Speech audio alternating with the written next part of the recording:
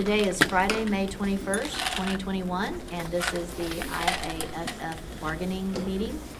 And Mr. Hunsucker, would you like to start with the introductions? Scott Hunsucker, Local 4131. Adam Harrison, Local 4131. Randy Wise with IFF. Nick Grady, 4131. Andrew Raznick, 4131. Justin Markham, 4131. Josh Hunter, 4131. Paul Williams, Interim Fire Chief. Eric Gilmore, Interim Public Safety Director. Debbie Bowers, Assistant County Administrator.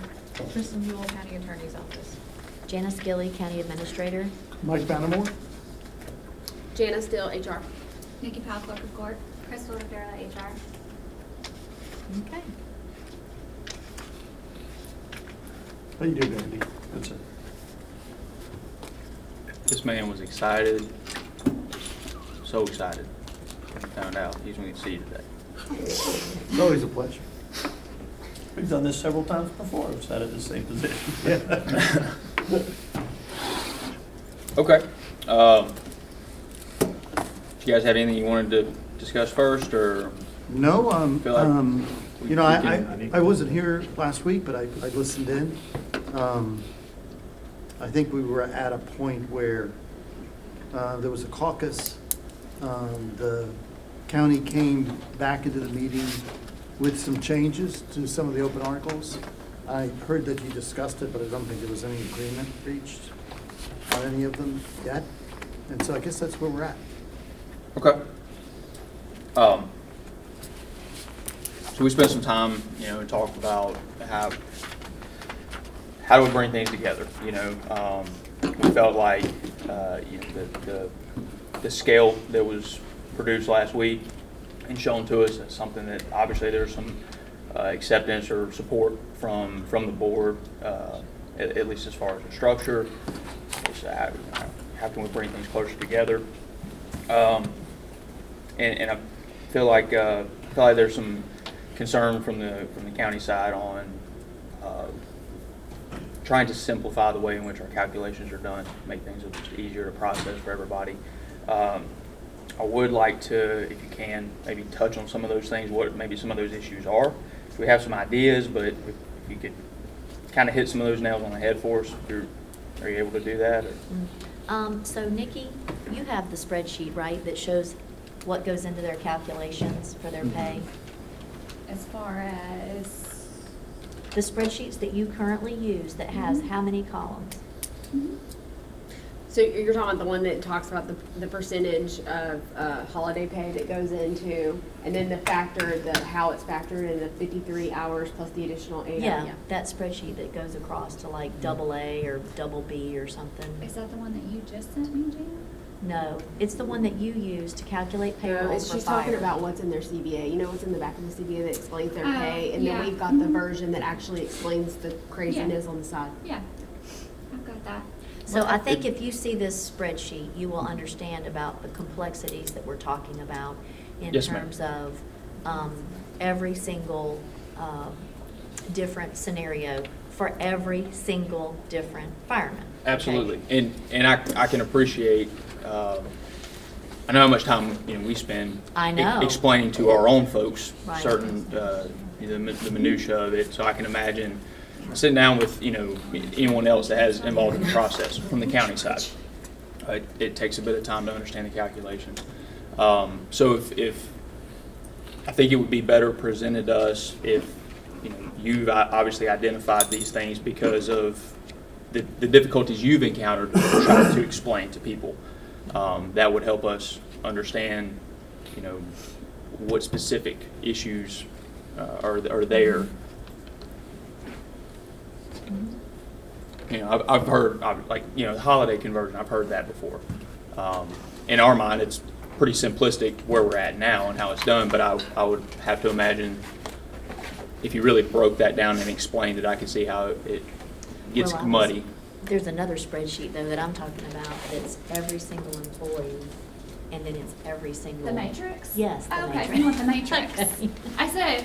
I'm sorry, I'm not using the right, whichever There are term I need a lot to of use. spreadsheets. Yeah, I was going to say, spreadsheets. Here's one of them. That's probably the one I most. And I think we've already Yeah, that's the one distributed she that. just pulled up. Yeah. There is the, and this is what she just pulled up, which Now, shows. that That has, individual employee information on it. Yeah, that's what it I, is. we don't necessarily have to walk through the entire thing. I was thinking more in If you terms don't, of, First, you know- the first column is the individual, the identifier. Don't show the identifier. Okay, I'll send it But to, show the hide it, complexity yeah. of, You sent it to me. I'll send it to Crystal and, yeah, she can. I think it's more, we understand the complexities, but what are you trying to reduce it to simplify it? What are some of those problems that make it that complex? So we can maybe see. well, I would like- say the built-in Please. overtime is definitely one thing, there we And go. the holiday pay percentage. and the holiday pay percentage. I think the intent is to calculate a true hourly wage for Mhm. each classification. Right, but I guess where Nick's going with this is if we knew what those were, we want to help you to achieve getting there, but we have to know how to manipulate the things that you're looking at. So if we knew exactly the examples you just gave, if we knew what those were, then we could come to you better with an appropriate figure because we have to calculate those out of what we currently have. Yeah, I think this is going to reflect that. Now, is that, Ms. Gilly, do you feel like that's the two big things that are kind of hanging up? Those are the ones that I hear about most often. Okay.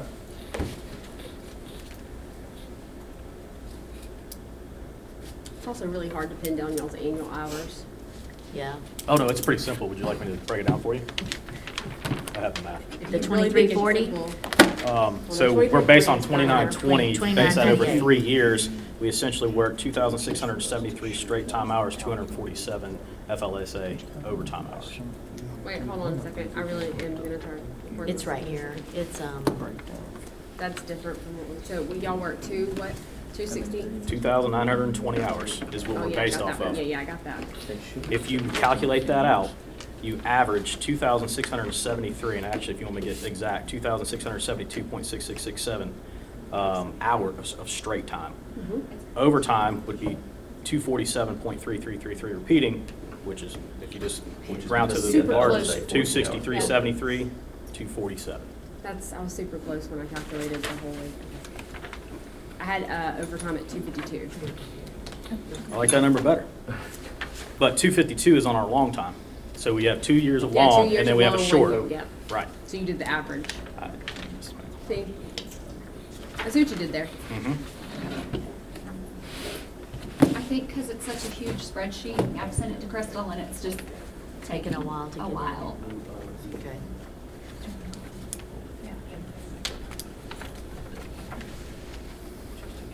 And it's in my son, it says it's- So I think those are the main issues. The hours, in terms of just the collective hours, the built-in, the holiday.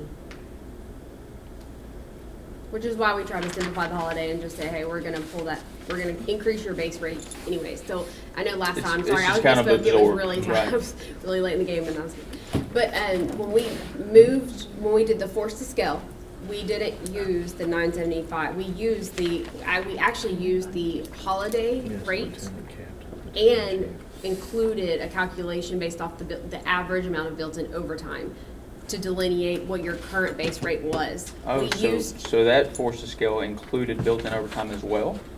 I did an average Wow. of the built-in overtime. So that was the rate that we used to force it to scale. Mhm. And then the 2% was added on top of that. Yeah, that's where that came from. I don't know why you're looking like that. There's three.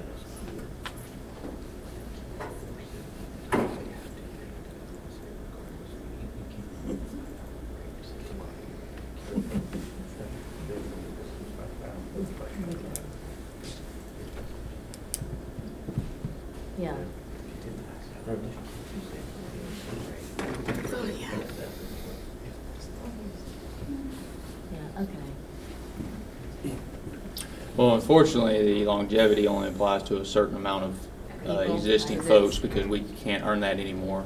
Although volunteer firefighters Now you get to need earn it. Yeah, we need to go over, so then at the bottom, just go over and show them all Kind of the a weird different. thing. there, but- I'm sorry, Is that a bar? I'm sorry. Got Down a here at the dig? bottom, you want to go, yes, It's just there you statement. go. To show them how many, yeah.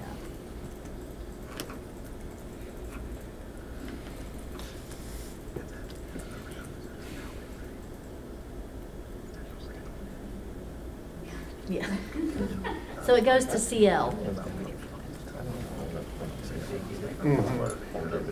So I think, and we're not saying take out, you know, any of the, yeah. I mean, I think that, I understand what you're saying.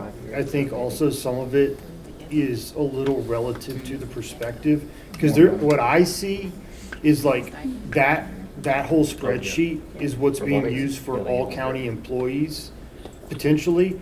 And so depending on the department you work for, that spreadsheet probably needs to be edited to some degree. This one's edited to fire. To This fire? is only This is fire. just fire. So then, who's getting PTO? Is that management? Yes. Yeah, it's the whole, Okay. it is the whole fire cost Well, center, and you've so, got some- right, and I understand that if we're gonna talk about bargaining unit positions, there's no PTO in that. There's not relief pay fire, you know, so when we Yeah, start but we're talking looking about at the- with are some the of Are the that, firefighters not in the unit? relief firefighters are not No. bargaining Your unit members. No, ma'am. EMS relief are in there. So, I mean, I get it. Yeah, it's We're complicated, not the special pays. you know, yeah, there's, If there's EMS pay, it's somebody that transferred from EMS to fire at some point. Okay, so we see there's a lot there. So would this be more of a picture that you're looking for? We obviously have our base rate, everything's calculated in. The only additional things that you may have to consider is if, you know, like a paramedics pay or EMT Correct. pay. Or That's a simple hazard, incentive pay, right? Easy enough. Hazmat. Hey guys, firefighters are making this. They get 50 cents an hour for an EMT, a couple bucks for a medic. We agreed to 50 cents for water rescue, hazmat, whatever. Simple enough, right? Okay. Well, then I think where we're at as far as simplifying things and taking into account, you know, because there's a counterbalance when you build things in. In light of years of presentation and justification and comparisons that we've done, we want to see $4 an hour increase across the board. We want to put that into the scale that you guys presented and use that as your force classification. Two pay steps. Not No, $4. $4. $4, not 4%. Oh. So off of $4. the 9 or the 10, the The 10, 1079 because that truly encompasses the that. 1479. would be the Yep. starting pay. That's Um, conceding to what That removes the y'all are 14 wanting hours. to simplify, so that's us simplifying by what he's saying to help y'all out. Okay. Are you providing that in writing to us? We can definitely propose something We can, in writing. We sure. were just kind Okay. of chatting back But and forth. I think that brings, you know, the things that were discussed last week are essentially countered back to us, those articles that, you know, there were several there that had pay issues within them. I think when you balance everything out, it makes the majority of that acceptable. And I think we can move along and wrap stuff up a lot quicker. So, I'm sorry, was the $4 added to the base hourly that was calculated in this last proposal that we provided, or are you talking about the current base wage? The current. The 1079. current. Okay. So, Got it. yeah, I guess if you are trying to put into what you propose, you have to factor that, but we were considering what our current base The is. current base wage, okay, got it. Yes. I mean, I question if that's the appetite, and you want a proposal in front of you? Is it like a Well, written and that's thing? where, in terms of discussion or weeding it out, I would imagine you guys would probably want to discuss some things or may have questions, but there's no reason we can't sit here together and walk through this and say this is what we're looking at. So, you know, again, same page, and some of those questions can absolutely be answered right here. We shouldn't walk away from this today with any real unknowns, Well, and other our- than is it a go or not. But Yeah, well, we don't have authority to spend. Understood. No, I understand that. If that's where things are, I understand that. But the point is that should be the only question we walk away from today. Not, I wonder if they had this figured or that, or can we offset this, or I wonder if they'll do that. Let's get all that out of the way. So where's the 14 coming from? 14 is going to be coming from a number of factors. When you look at comparisons across the state, and we have to look across the state, a number of our current employees have come from many other areas of the state. I know in the past we've looked at Alabama and outside of the state, but that's little bit problematic. Well, the reason why, and I will speak to that, because I mean, I've ran the reports and I'm part of a group that has 65 municipalities, and we did a whole survey analysis and everything. What I saw a lot in Florida is that there's not a lot of municipalities that have sole firefighters. Like, they don't have firefighters, they're just firefighters. It's a firefighter EMT, or firefighter paramedic. Most of them have fire medics in general. And so, in terms of trying to bring comparability to it, I can't compare a firefighter to a firefighter EMT or a firefighter paramedic. I know that y'all get the incentive pay, but we've got a department that is fire. And EMS, and the EMT and paramedic are incentives on top of it, whereas the department, a lot of the departments we're looking at that we have in terms of comps They're transport. That's what it breaks down to. So. Right, and I don't disagree with that. The county has gone down the road where we try to kind of absorb or say that EMT would be a requirement to be hired, to be employed. No problem.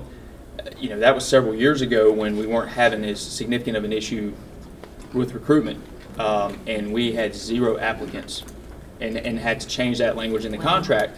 It doesn't mean it wouldn't hold true today. The service is constantly evolving, and that's fine. Well, I mean, I just But want to go on the with that record, said- ever since I got here, I've absolutely 100% been supportive of all of our firemen having an EM.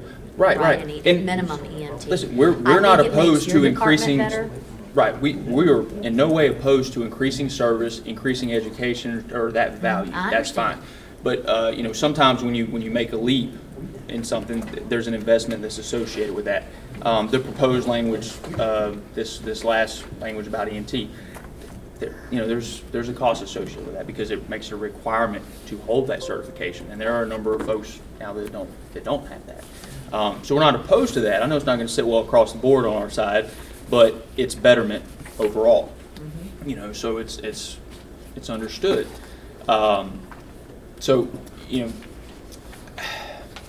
Unfortunately, with this, we can make recommendations. We can say, we feel like this level of service is what should be provided or how things should be done, but we don't get to really make that decision. I know in the last at least 6 to 8 months, the work that's been done is an attempt to bring fire and EMS closer together. And I know there's some things that are being worked on and looked at that would build that would bridge that gap even more. So to your point, I feel like that's the gravitation that we're moving towards anyway. We're getting in line with that. And then to your point as well, when you're looking at comparisons, I mean, I have to look no further than across the county city line here. I'm a company officer. I hold the exact same responsibilities and duties as a captain with Pensacola Fire. However, my starting salary is $10,000 less. And if you want to talk about workload, I would go toe-to-toe with any of them on what our workload is compared to theirs. Well, and it's so that's. But I think that's a fair question. I do not know why our Right. fire service has not been designed in such a way in which we have captains above the lieutenants. But I assume that the new fire chief may have an opinion on that and Sure. may make those decisions. And then that gives you that operational level below the battalion chief. But that's just nomenclature. Captain or lieutenant is relevant. Position for position. When you got to the Well, other- job description. it's job descriptions, right? It's We do the same. I could care less if you call me a lieutenant or a captain. Yeah, I don't care. It's about whatever those job duties are in comparison. I don't really care what title you put on it. It doesn't matter to me. This is my job, and this is the value of the work that I do, and that has to be relative in comparison. So There's some cities that captain is, the battalion chief here is actually called a captain somewhere else, so the nomenclature Right. really is. Keep that in mind from there. right. Yeah, no, I understand the nomenclature. I do understand what you're talking about, but regardless of what you're calling whatever, normally what I've seen in the fire departments is that you've got your line firefighter, whether or not you want to call it a fire engineer, a fire driver, fire lieutenant, it doesn't matter, that's the second rung. Then you've got an operational supervisor that you can call it a captain, you can call it whatever, and then you've got a district or battalion chief, and then you've got your deputy or assistant chief and then fire chief. That's You normally got your the structure. operational Well, folks, yeah. your But 24-hour that's ops. different structures all over the state of Florida. Yeah. I mean, Yeah, oh, I know. yeah. It's just with us, we have firefighters who are that all they do is ride in the back because of experience or whatever. Then we have firefighters that also drive, and we have firefighters that also step up as company officers. You know, and we've talked about doing, you know, an engineer's position or captains in the past, but I think that conversation now today is premature of what I don't we're all. disagree. I think it adds a I complication do back into think, it. you know, and as far as the EMT stuff goes, you know, we've always been in support of your original language of everyone at least being an EMT. Our concern with your language wasn't the amount of work we would have to do, it was the financial burden placed on the county, because when you make it a requirement, you know, for me to do this to be employed here, after I'm already employed, now the county's on the hook for that whole cost. And I think there's a disparity in numbers of how many you thought we were short versus how many we actually were short. And so we were a little surprised to see that come back in to this language here. Again, we're open to it, but we just want to make sure in transparency, like, this is going to cost a lot of money to do. So do we need to make it something, a requirement for all new employees coming in, mandatory fire medic or fire EMT? Okay, you want to look at that. Well, now you're going to, that 1479 is going to get your applicants coming in, because pretty much a lot less than that, anything really less than that, you're not going to have it. And we're going to have to do what we did in the past. Come back, sign an MOU to strike that out. And then that convolutes the system, right, with the MOUs. So I think that's where we're really coming from, is like, it's catch up and making it fair and comparable in a lot of different ways. We can come back another day and talk about rank structure within the department. You know? So, let me try to catch up. Yeah. So you're gonna work up so what I hear Nick saying is you're gonna work up a plan premised on the $4 increase.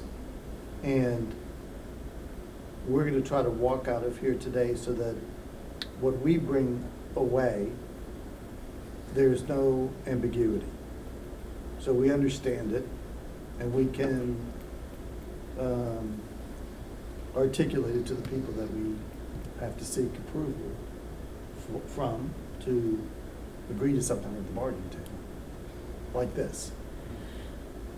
And then that's what our goal I is. suppose what I envision is yeah, we throw that out. We weren't provided, I'm guessing you didn't clear it up, if you could provide that chart so we'd have something to actually work off of. The pay scale? Yeah. So actually, I did go ahead and, so the minimum rates stay the same, the hourly rates stay the same, but I went ahead and recalculated the annual rates for you all based off of y'all's, what would be y'all's schedules. The only thing is, it's still kind of wonky because it's not really factoring in overtime, it's just going it for straight time. To calculate your annual rate So on the pay scale. in my mind, I guess what I had, in my mind is, we put that out there. I'm sure there's some initial questions. Let's answer those. And if we need to then take some time, what I would think would be most productive, since she has the chart, she has the scale, we want to utilize that scale because the board's already accepted that format.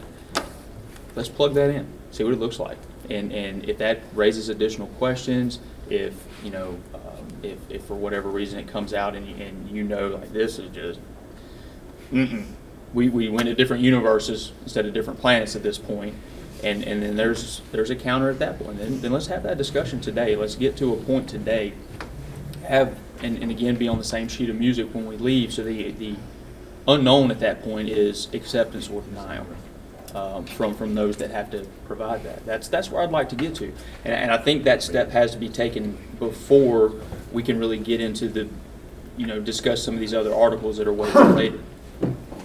I think that's fair, and I think that's a very something that's could easily be accomplished today. Okay, next step is that you're gonna give us something, right? Yeah. Give you something? Yeah. I'll wash your car for you real quick. Yeah, that needs it, for sure. Well, then you got to tell me what you want. No, I thought you were gonna give us something today Just want to- that reflects what you would want to see as the wage scale. I think what Nick's trying to say, we're gonna sit, how about we sit here and work together? Let's start with the chart in front of us, plug in what we're talking about. Yeah, if I need to go in the next room and type up Draft. a rough draft, So you have something in writing, I guess I don't understand what we're talking about. Unfortunately, we didn't have that chart to work off of to present a full proposal like that. So and it would not be a complete proposal in sense, because I'm not comfortable countering these things because we don't know where we stand in terms of the bigger wage increase. Compensation. So it's hard to counter these other things. So at the last session, Jana proposed a recalculated base hourly for firefighters of $11.78. Mm-hmm. And I thought that. But we weren't provided that matrix where we're Right, forced to scale, so you and we wanted need that. to see how that number was Right. calculated. Well, not so much how it was calculated, but how we fit in that scale, and then with our proposed Well, $4 no. going into it. Yeah, that in my opinion was a bit of a missing component, is how exactly that calculation was done. But in a sense, in one way, it was irrelevant. That's what the proposal was, and I'm sure there was some type of math behind that. So what we did learn this morning is that did encompass that 14 hours, that there was an offset for that, which I feel like could be a little bit problematic, but that's just getting in the weeds there. Well, so this was an $11.78, and then the terms of the offer included a 2% COLA to be applied to each employee's rate. So not to the base rate, but to each, right, Jana? Existing employee would get a 2% on top of the $11.78 or whatever their current base hourly was. Correct. But what you're suggesting is a $4 across the board to the current hourly rate. Regardless of how that rate may have been calculated, you're looking at the 1079 number. Mm-hmm. So, it sounds like to me that's what you're offering. Yes. $4, 4 plus 1079. Yes, ma'am. Okay. That's Everyone just, whatever their hourly rate is, $4. $4 on top of And that. then take away built-in overtime and the holiday pay percentage, all of that, this is the true straight base wage. Right, and just so we're clear on the holiday stuff, no numbers get backed out of any hourly rate. It's just, this is it from now on. Okay. This is it from now on. We don't Am I- take the base rate and then add in this No. additional percentage on top of that per pay period No, for each. no. Okay, got it. Just figure the 1479 as holidays, just don't, Understand. right? They paid same as all other employees. Got it.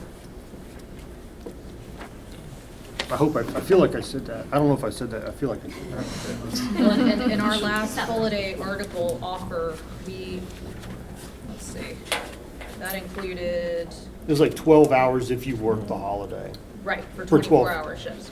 Yeah, for 24 hours. I think it was just person. 12 hours. Okay, got it. Okay. It was 12 hours regardless. Right, so everybody got $12. Yeah. Oh, I thought you had to No, I work. thought the No. 9-hour was hour per hour. Yeah, the 9 hour, but it was Yeah. 12 hours regardless for the 24 hours, whether or not you worked a shift. Oh, okay, I'm sorry. All right, so I guess what else do we need? I think that's We understand pretty the offer straightforward. is. Mhm. Yeah, Then absolutely, should throw it in there. go caucus. Yeah.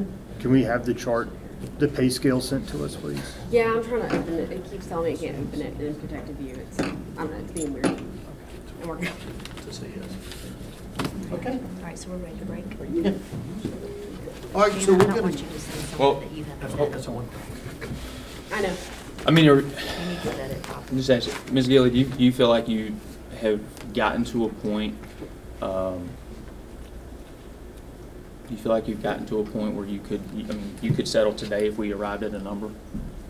Have you received that kind of feedback or direction that you could settle today? It depends on the calculations. We would have to look at the calculations and see what the budget impact is, Mhm. because I kind of have an idea of what the budget impact would be. So I only have authority for X amount of expenditures. And Ms. Gilly, that's really what we're looking at, is we're looking for someone to sit across the table from us so we can negotiate, find the common ground. Obviously, you know where you want to be, we know where we want to be. Handing you a piece of paper saying where we want to be, let's just cut to the chase and have an open conversation of how do we achieve that? And that's what we're really looking for is, I mean, once again, like Nick was saying earlier, we can go print off a piece of paper that says what we're asking, but ultimately, that's the point of this conversation, is to find that common ground. Okay.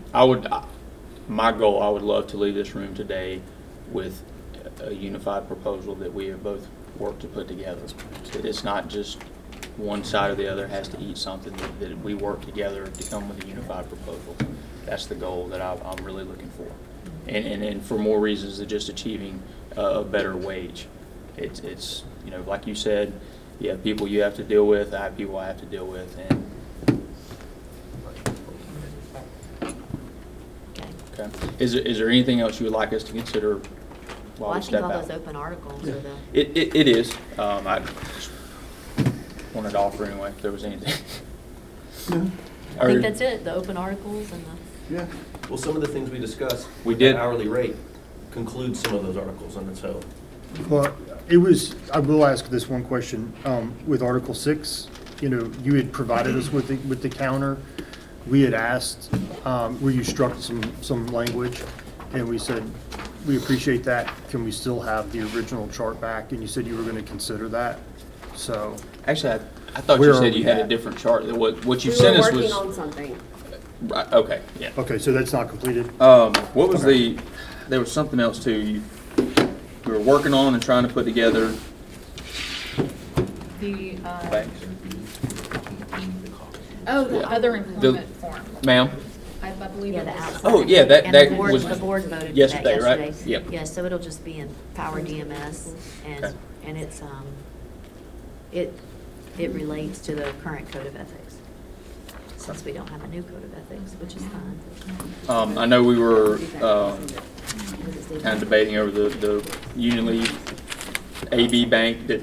Yeah, so that's what we were Excuse talking me, about. sorry. Because we did say last time that we were gonna talk to Kronos about it. So as it stands now, Kronos can't like support doing the separate banks, separate Union League full banks, and tracking it the way that you all were talking about. So again, it leaves us going back to the simplicity of like having one bank. And what I was saying last time is, you know, I don't know that members would even be donating their leave until it got down to, like, the allotted leave Sure. contract got down anyway. So in terms of a leave perspective, or them concerned of them losing their leave, and then we did add in there that it would roll over and carry through the duration of the contract as well. So we upped the hours of the union pool, and then added that it could, I mean, it would roll over every year if it's not used, and then it would carry through the duration of the contract. And then still allow the annual leave donation.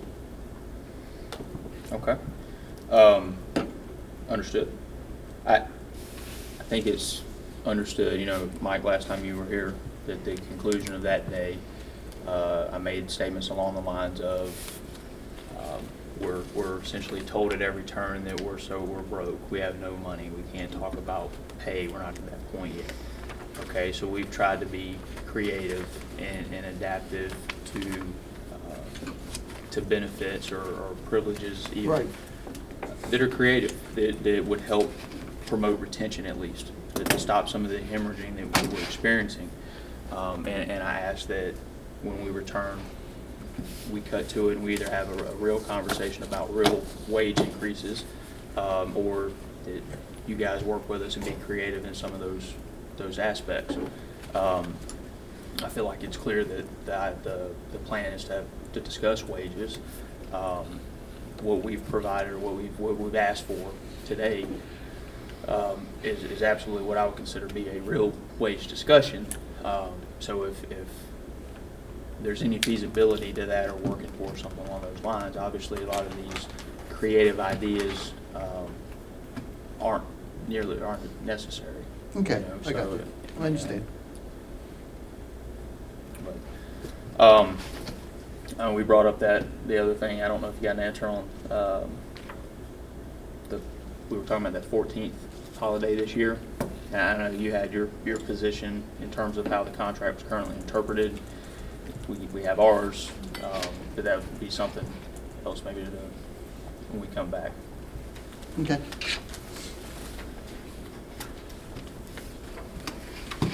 Anything else? No, I think we're good. We're gonna go to a caucus room. Just- Do you want to set a time, or do you want That'd be to? great. Okay, Yeah. last time we stayed here. Yeah, we'll step out. Okay. We've got a nice little cubby hole. We got all of our Okay. stuff set up. We didn't set a time? Yeah, time.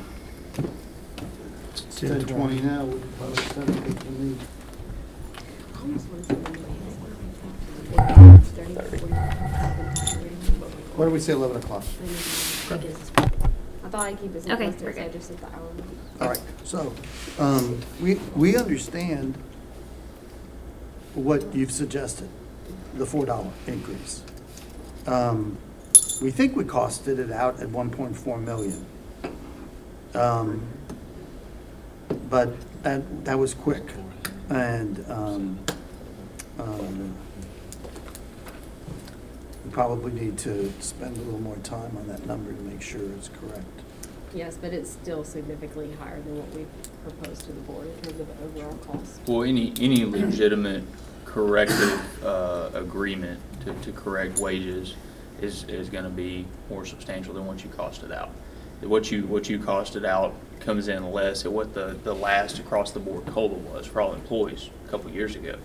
What the fire department spent on that. So, I mean, I understand. your Yeah, so point, but- so we have like a new base rate that we had put on the table, and if I understood the scale and the talk of the scale last time, there would be a 2% COLA that would impact that revised base rate, which is what we have been authorized to offer.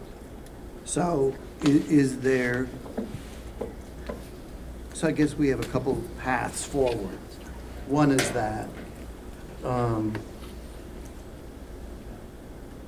with the knowledge that we have, let me take, not the knowledge, it's the wrong word, with the perspective that $4 is not going to be acceptable to the county. And that's how we feel. Okay. I mean, we don't know for sure, but that's how we feel. We want to express that to you. If you wanted to be somewhere between what we have on the table and $4 an hour, we want to give you that opportunity. If you don't want to do that, that's fine. I mean, $4, let's work from there. We would go back and look at something between what we have on the table and $4 an hour. And we could work something like that up, and then we feel like we would have to take it to the commission and say, are you comfortable with this?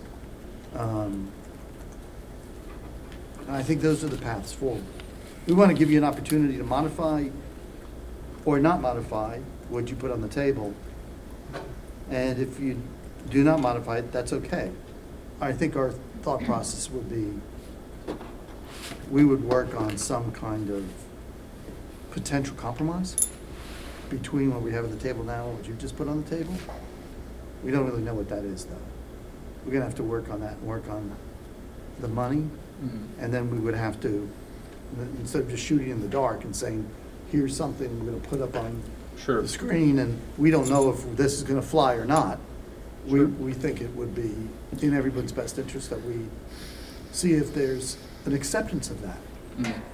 So, if we got to an agreement on that and it went for ratification, it wouldn't be voted down and all of us would be, I'd of waste all that course. time and energy. Sure. So, no, I appreciate that. I appreciate that, the initial feedback there, and the willingness to, not just say, sure, we'll take your proposal and see what happens with it. There needs to be common ground there. I guess the question I would have is, if where we're at is too high, if what you offered before was acceptable, then we wouldn't be sitting here talking about it, right? Right. And so we've established that as too low, and you said you want to meet in that middle somewhere. So I would have to ask then, where are you coming to? What do you see as that common ground? I don't know. I understand maybe you can't make a firm commitment necessarily, but we got to move that. To your point, just taking just random shots in the dark, we got to have a little bit more feedback from your side on this, is more where you're moving to. And then I would like to hear some of that feedback as well. We talked about some of those other factors and variables, because if we, you bring it down, what we feel like is too low, some of those other factors have got to be back on the table for us, for sure, to help replace some things. So I'm interested in hearing what's, essentially we can cut to it and say, this has got to go, this has got to go, this can stay, or, what have you. And I think that's valuable exchange of information for both sides to come to a more meaningful place.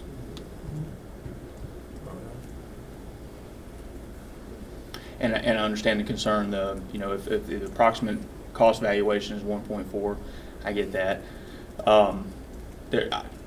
We know that there have been discussions about proposals, budget proposals, things like that. We understand those things. There's, labor management meetings occur and projections and whatnot. So we know there's conversations. Now, nothing's certain, of course, but we're also trying to build something around what the overall plan is anyway, the direction that we're heading as a department. We feel like what we're after captures that. So we would like to see that reciprocated. I certainly hear what you have to say. I'll tell you about some negotiations that I think I concluded. The ratification vote hasn't happened yet, but we got to a contract with the police in the city of Tallahassee, and it had a wage increase in it. In the second and third year, no wage increase in the first year, and then it had a lot of other things like that were pretty small, but a personal day was added, so a holiday was added, clothing allowance was increased, the amount of money you got paid in overtime was increased, the amount of money you got paid working special events got increased, so we had we had a physical fitness Creative solutions. thing, yeah. Mm-hmm. So that all went out to ratification, got voted down. So We came back to the table last week, and I said, all right, all these increases throughout this contract, taking them all back. I'm pooling them all into wages. So you can have a wage increase in the second year, bigger than what we offered before, and in the third year. And they signed off on that contract.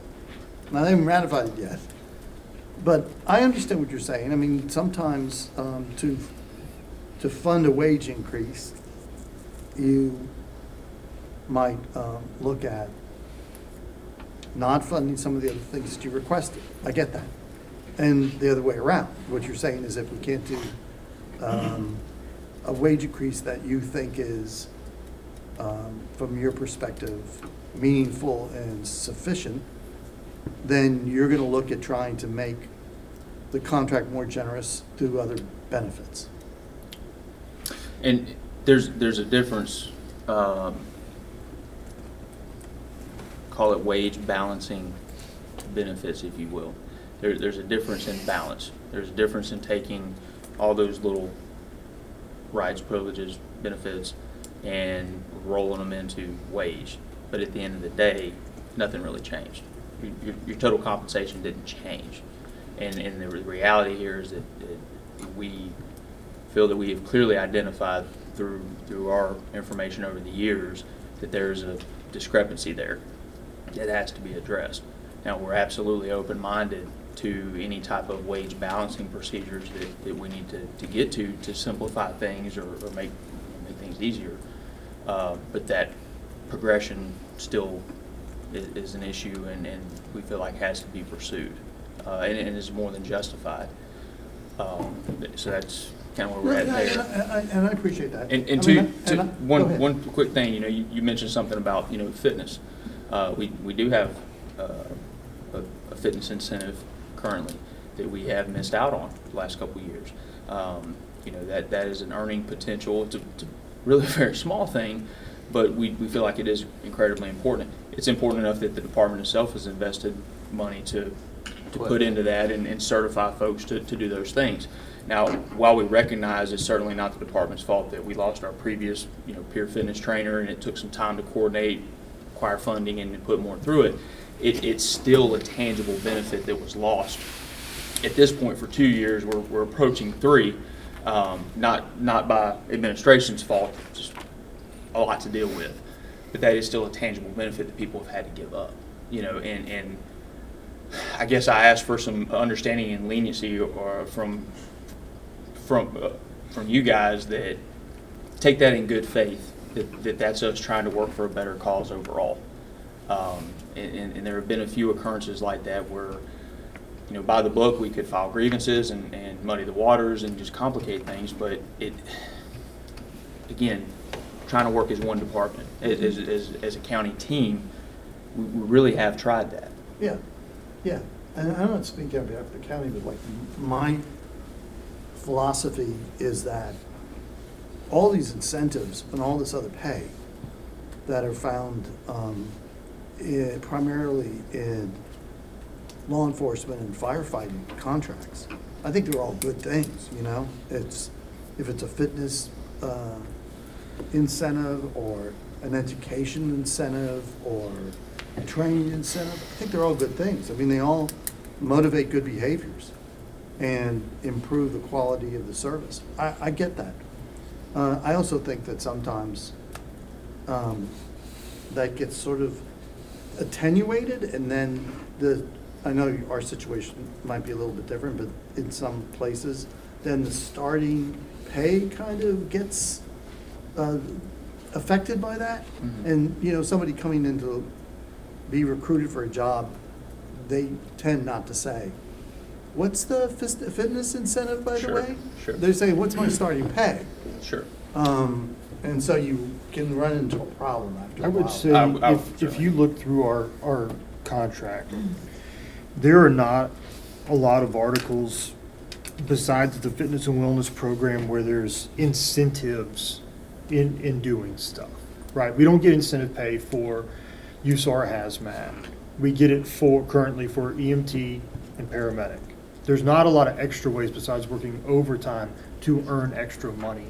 So really, if we followed the theory in which you were discussing and applied it to this contract, then my assumption would be I'm going to see a reduction in benefits that really I don't see in my paycheck, i.e. being you would have to go and you're going to look, are you going to start cutting our uniform allowances? Are you going to cut out our second set of gear? Are you because those are those things. If you apply that principle in what you said, and I understand and it makes sense in certain contexts, I just think it's a very poor theory to try and apply here because we don't have that. No, I wasn't. The reality is we don't have a fat contract. I Right. kind of chuckled a bit when you said, "What are you going to give us for this?"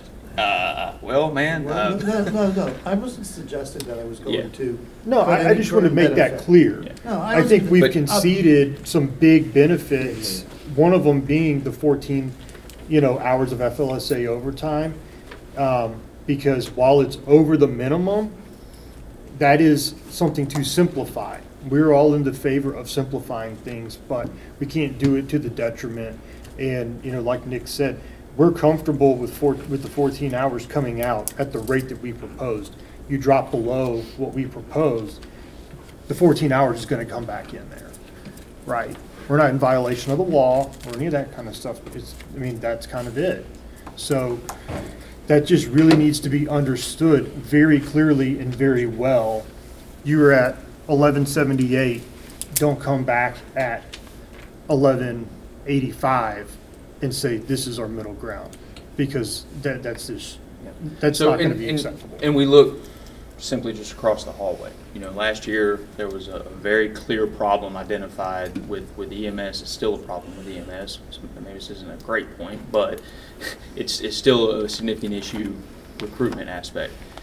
Dispatch, massive pay disparity with their comparables in the area.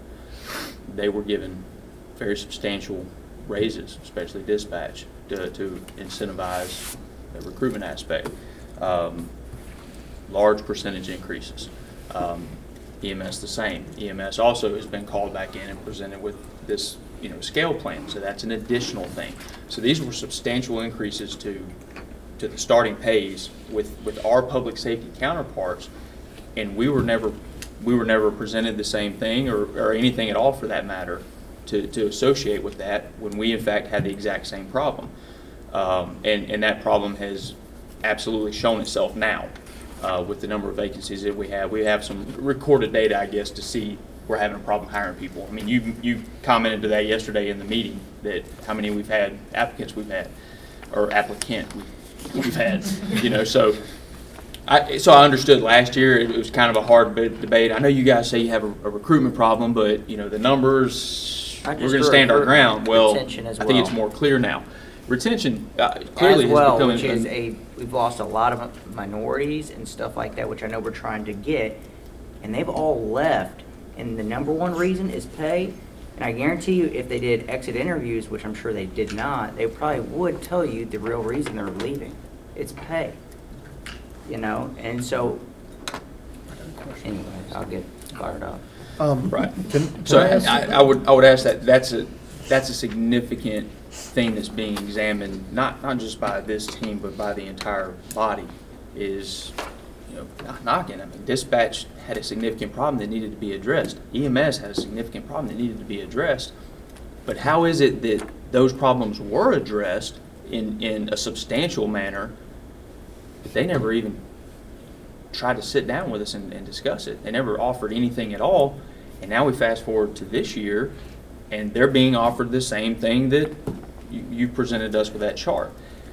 I can't provide an answer for that, you know, because other than say, yeah, you're right, it's not fair. It's wrong. It essentially says to us that the work that we do is less important, of less significance than the work that EMS or dispatch or anyone else does. I'm sorry, I thought public safety was team.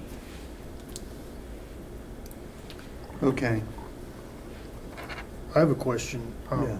And it doesn't really matter whether we're talking about the numbers you guys propose or what we counter proposed with the $4. When you were costing this out, were you taking into account the educational incentive stuff, the career development?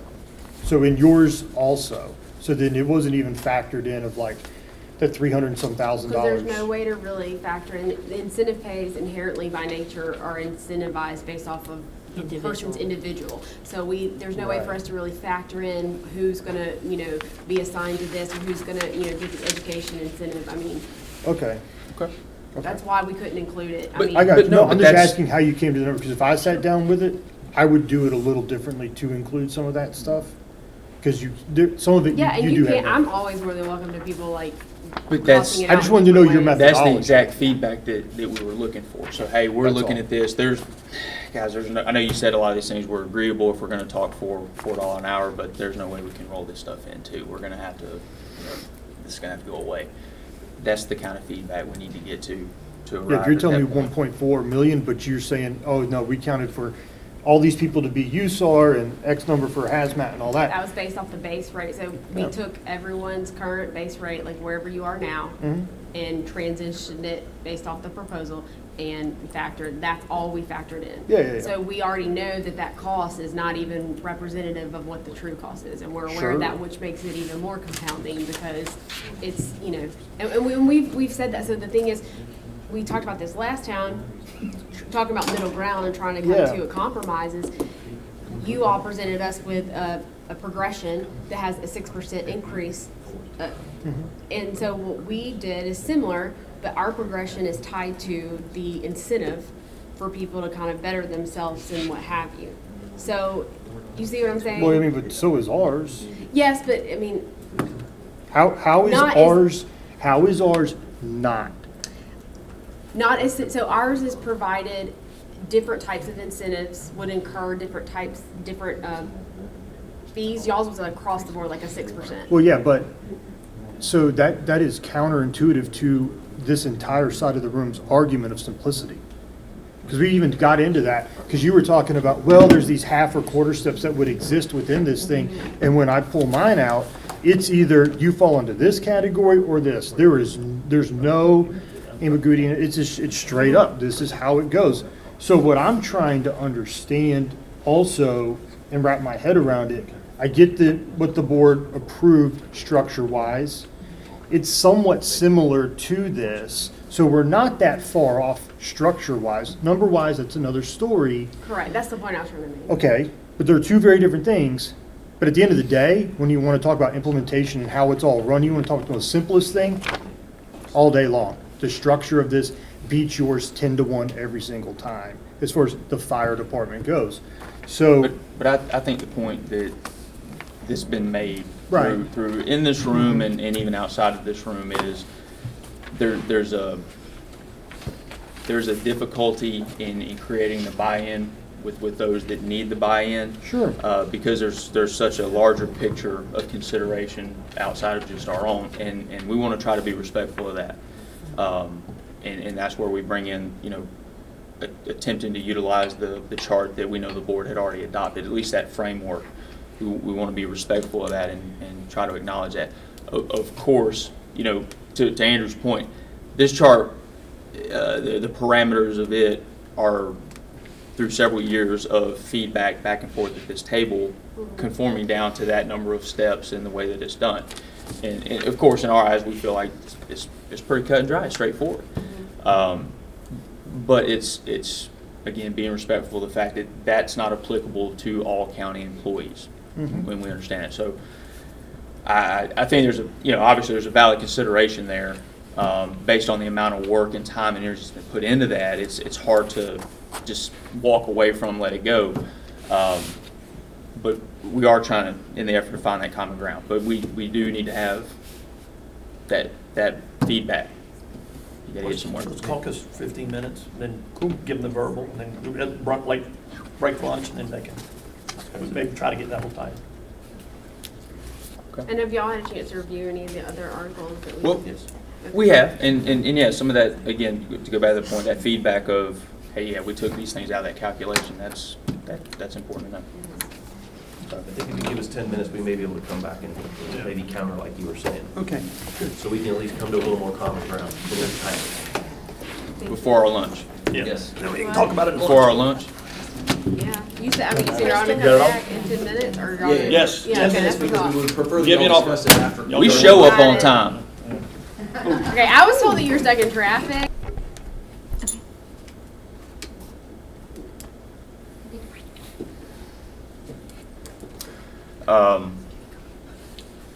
We were really hoping to hear a dollar value that you all had in mind, that you felt like was more. We haven't landed on that yet. We would need to. It's gonna take us some time to do that. Not a 45-minute contract. So Well, just, if I could, real quick, Yeah. because my brain's not working like that. Within 45 minutes, you came up with an equation that told you our proposal was going to cost $1.4 million. Yeah. You must clearly have been told, or Ms. Gilly, some type of range that she should be in.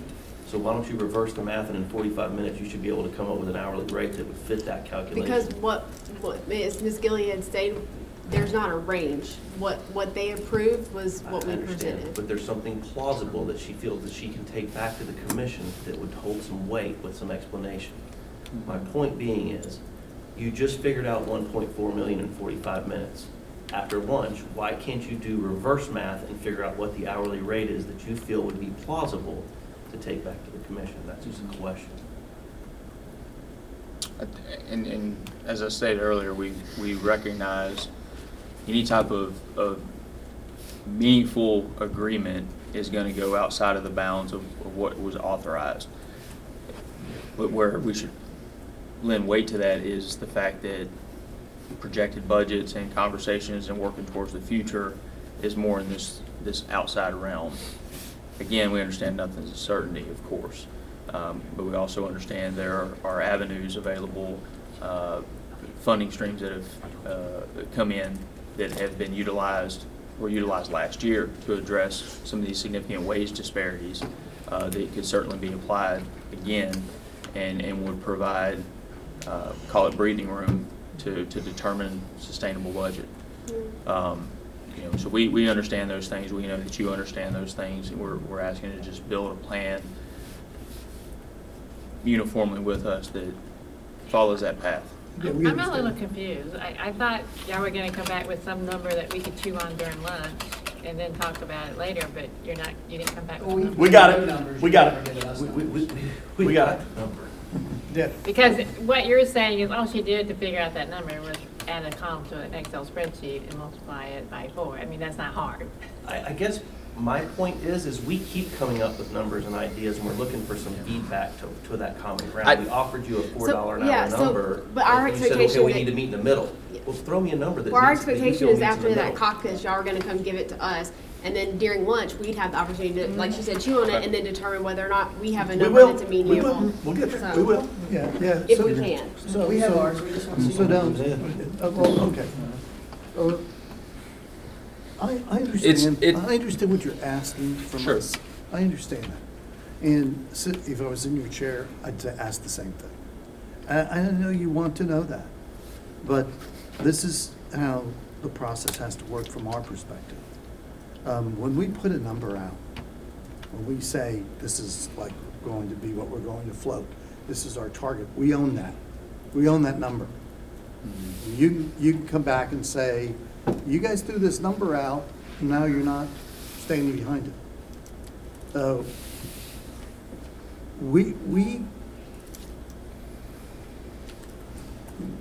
That would be, for a whole lot of reasons, not responsible on our part. Because if we were to throw out a number today that's speculative, that we have no authority for, it would certainly justifiably create an expectation on your part.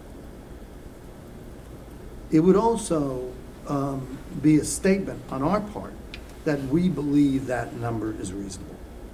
So take pride in it and put that number on the table.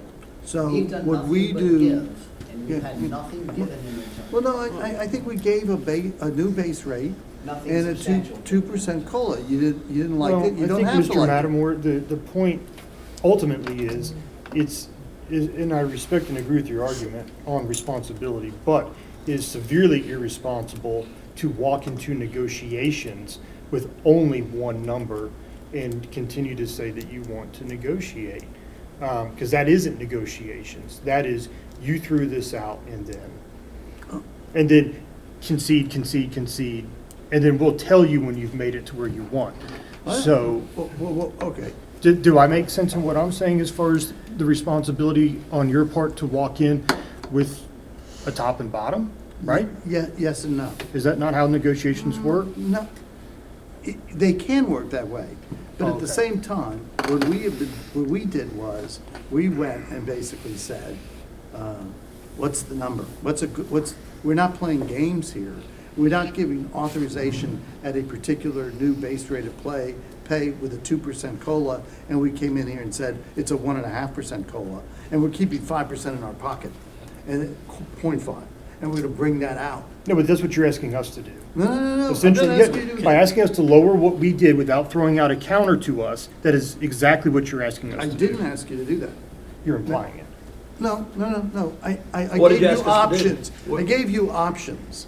I said, first off, we're gonna be candid with you and say that in our caucus, we did a quick and dirty calculation of what $4 is.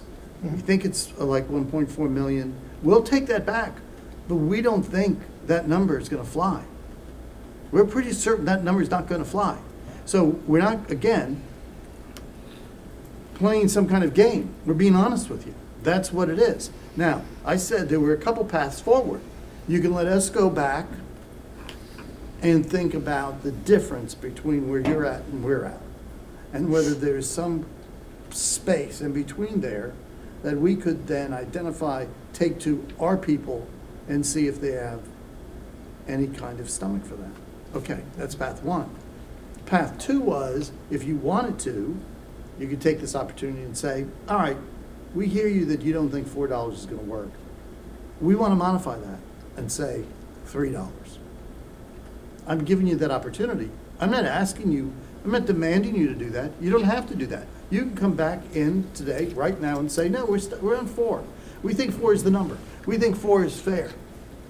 That's good. I'm good with that. I'll take that as your position. And you know, by the way, when we do process what you give us on our side to see if we can get authorization or not, we don't attack your position. We don't go and say, this is what these people want, and they're not gonna get it, and that, it's crazy and it's expensive. We don't really do that. I mean, we try to be informational, because it's really not our position it's not my position to establish that policy. Well, certainly it would be bad faith, and Yeah. the presentation is everything. You know, just as the expectation of each side is to justify your proposals, we have to entrust that the county is carrying forward those justifications in the same manner in those privileged executive sessions. We have to put faith and trust into that. And to that point is why I really wanted to come to terms, get everything hashed out that was possible to hash out here. So essentially all that was left was that ultimate decision down there. We know where that lies.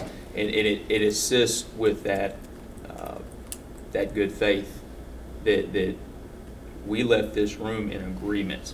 Not so much, you know, like I mentioned earlier, if you guys came in and said, yeah, okay, $4, we'll take it. Okay. You know, so for you to say. But I guess, maybe I'm not clear. To your point in saying that if you want us to take it, that's it. We will do that, 100%. However, we have discussed it, and we're not very optimistic about this. I want to take that on good faith. I absolutely do, and that's, again, just to his point, that's what negotiations is about. That feedback, it is important. Just as you said, we have to come in and say, okay, well, our number's $3. You know, well, we're at $1. We could do that and caucus and eat up a bunch of additional time today, or we could say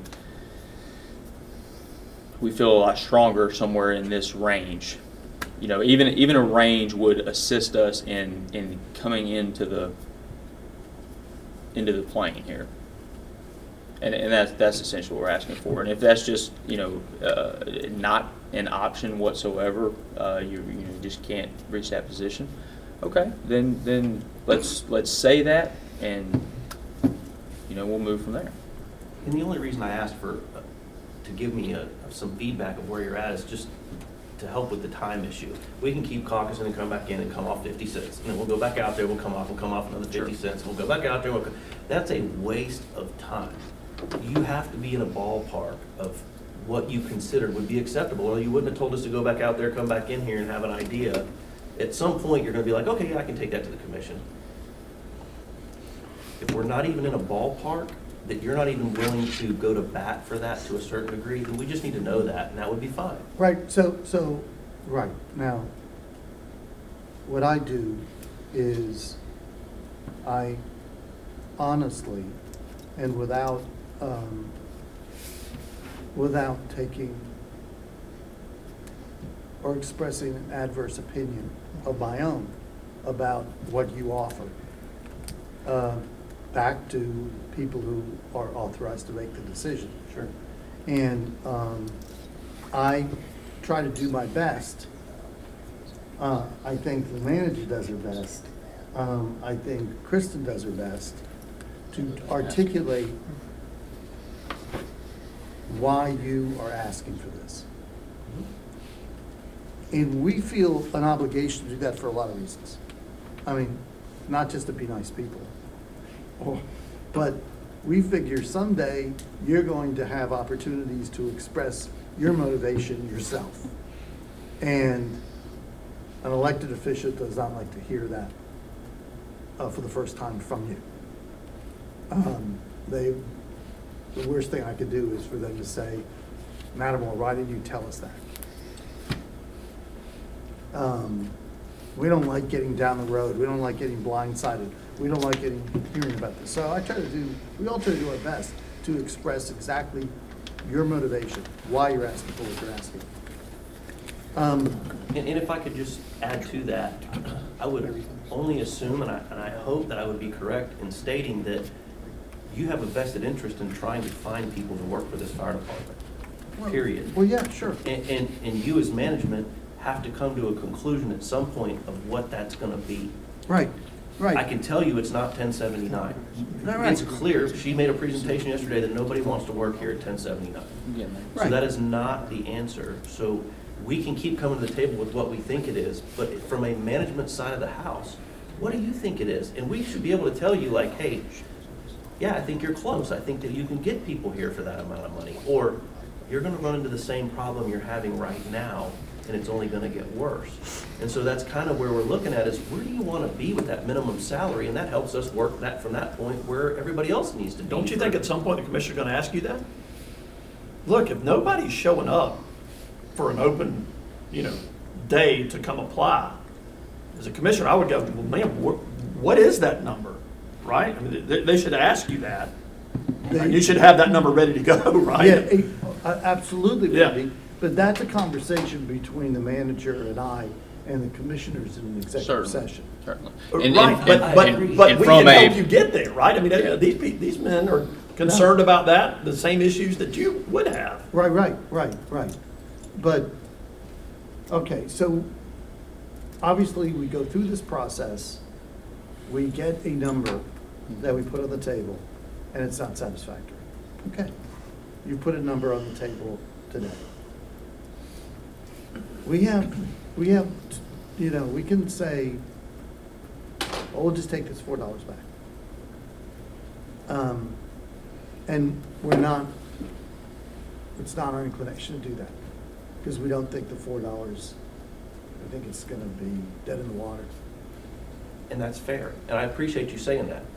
Yeah. Now where do we go? And so we are going to look at whether there is a place between our position and your position, and whether we can bring that to you and offer it to you. That means these people have to work on what they think that number is and how they can defend it and how much it's going to cost. And then we have to take it to the commission and ask them if this is something they have a willingness to do. For us to just throw a number out without any kind of authorization or response on the part of the commission is not going to be good for anyone. I'm not I authorized understand to that, do and that. my hopes were is that you would have come to here already with that number. That this problem with hiring firefighters didn't exist yesterday. It's been here for a while. So this thought process should have been going on for quite some time now of what we're gonna do to fix the problem. It's not like, oh, you know what, today we've got a problem and I can't come up with a number. I would completely understand that. So we That's have not the conversations with the board, and what's discussed in executive session obviously is not privy, but we have conversations. Sure. And based upon the conversations, they arrive at something, and that's what we take back. So we have conversations, but at the end of the day, what we're authorized to provide is what we have to provide you all. I understand that. And once again, we are trying to help you bridge that gap to them. Because they can come up all day long and say, I'll give you a 2% raise. But my hopes are as you look at them and say, that's great, but I still will have 0 people applying. And if they agree to that, then that monkey's on their back. And perhaps they did do that. But what I'm telling you, and this recorded, is that it's going to happen again because that's an insufficient amount. And you're going to end up in the same problem that you have right now, as far as it relates to hiring problem. Yeah, because more people are leaving. I had another fireman leave yesterday. His last shift was day before yesterday. I know And of it's- 4 that are on their way out. And it's going to continue. We had another lieutenant that left, as you well know. We can't. He fill hasn't it been hired. Every day. We've I'm gone- getting tired of working overtime, and I work an insane amount of overtime. So if I'm fatiguing, you're gonna be closing firehouses. We have a chief that had to go to extenuating circumstances and is hiring people that aren't even certified to come to the firehouses. That's the predicament we're in. We have firemen at firehouses that are not certified to do anything other than be at the firehouse. And we are working diligently to try and get them trained, or the fire chief is, I shouldn't say me, the acting fire chief is. That should be an alarming problem. Let me ask you, did they give you a best case scenario of what you're allowed to bring to the table? Because I doubt it's $11.77 an hour. What is the best number you can put forth? That is the number they authorized for us to bring to the table. Exactly. So, That's let me ask you, It's fine. what I would take is, when you say, yes, we'll take that $4, I don't feel like you would, and I feel like the reason you say, we're not optimistic about that is, why waste your time? And again, I want to take that on good faith. Why waste your time?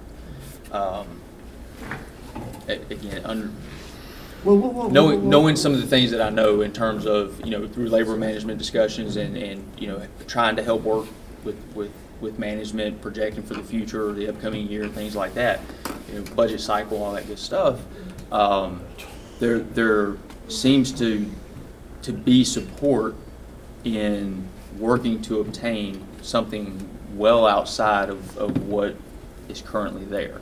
And I understand the conflict of you're forced to stay within the confines of what currently exists, and so I can understand that. And it's a simple position for a group of people in a locked room to say, "Yeah, you got it right there. Work with what's in those boundaries." It's unfortunate, but it's easy for that to be done. But a great amount of the work that has been done over the last several months in moving public safety as a whole and including the fire department forward and trying to rectify issues, correct deficiencies, those things are done. It's a positive direction moving forward, but it is absolutely a direction that's moving well outside of that $300,000 confine. So I again, in the intent of trying to take things on good faith, I think we can move that direction, and that's what we're trying to get to. And I think that's all we're saying here is we know that there's got to be a ballpark over here that's you are more optimistic about. So I understand the position that you're in. So what I would say in our mind, 250 is where we're at. I think that's in line with a great deal of aspects. And that's something that can be discussed, on your caucus. That's where we would be. Okay. I think that's a substantial drop down from $4, but that's where we would be. Well,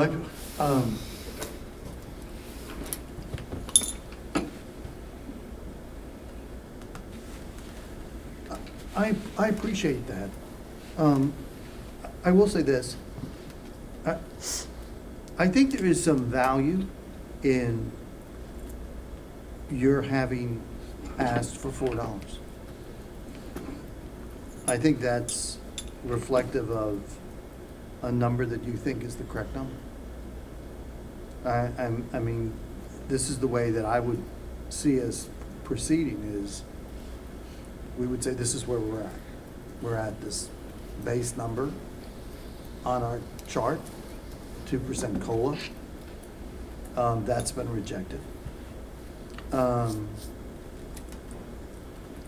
firefighters came to the table and said that they think $4 an hour is what is going to be required to fix the compensation situation, improve recruitment, and retain the current workforce. We thought that was a little steep for the county. They considered it and came back and said, we still think $4 is the number, but we're willing for the purposes of these negotiations and to make these improvements, we'll modify that to $250.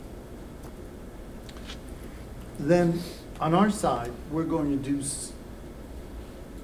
do either that, say to them, that makes sense to us, or something other than that makes sense to us as a consideration. If you wanted to move off our position and move forward, it's going to be somewhere in between our position at 4. What we're saying is, we're not comfortable articulating that number today in public before we've had a chance to vet it. That's all we're saying. Sure.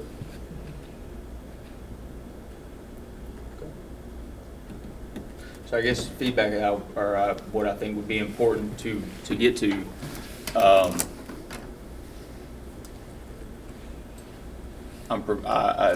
Without direct, a response on a number, I would want to establish that as our floor, and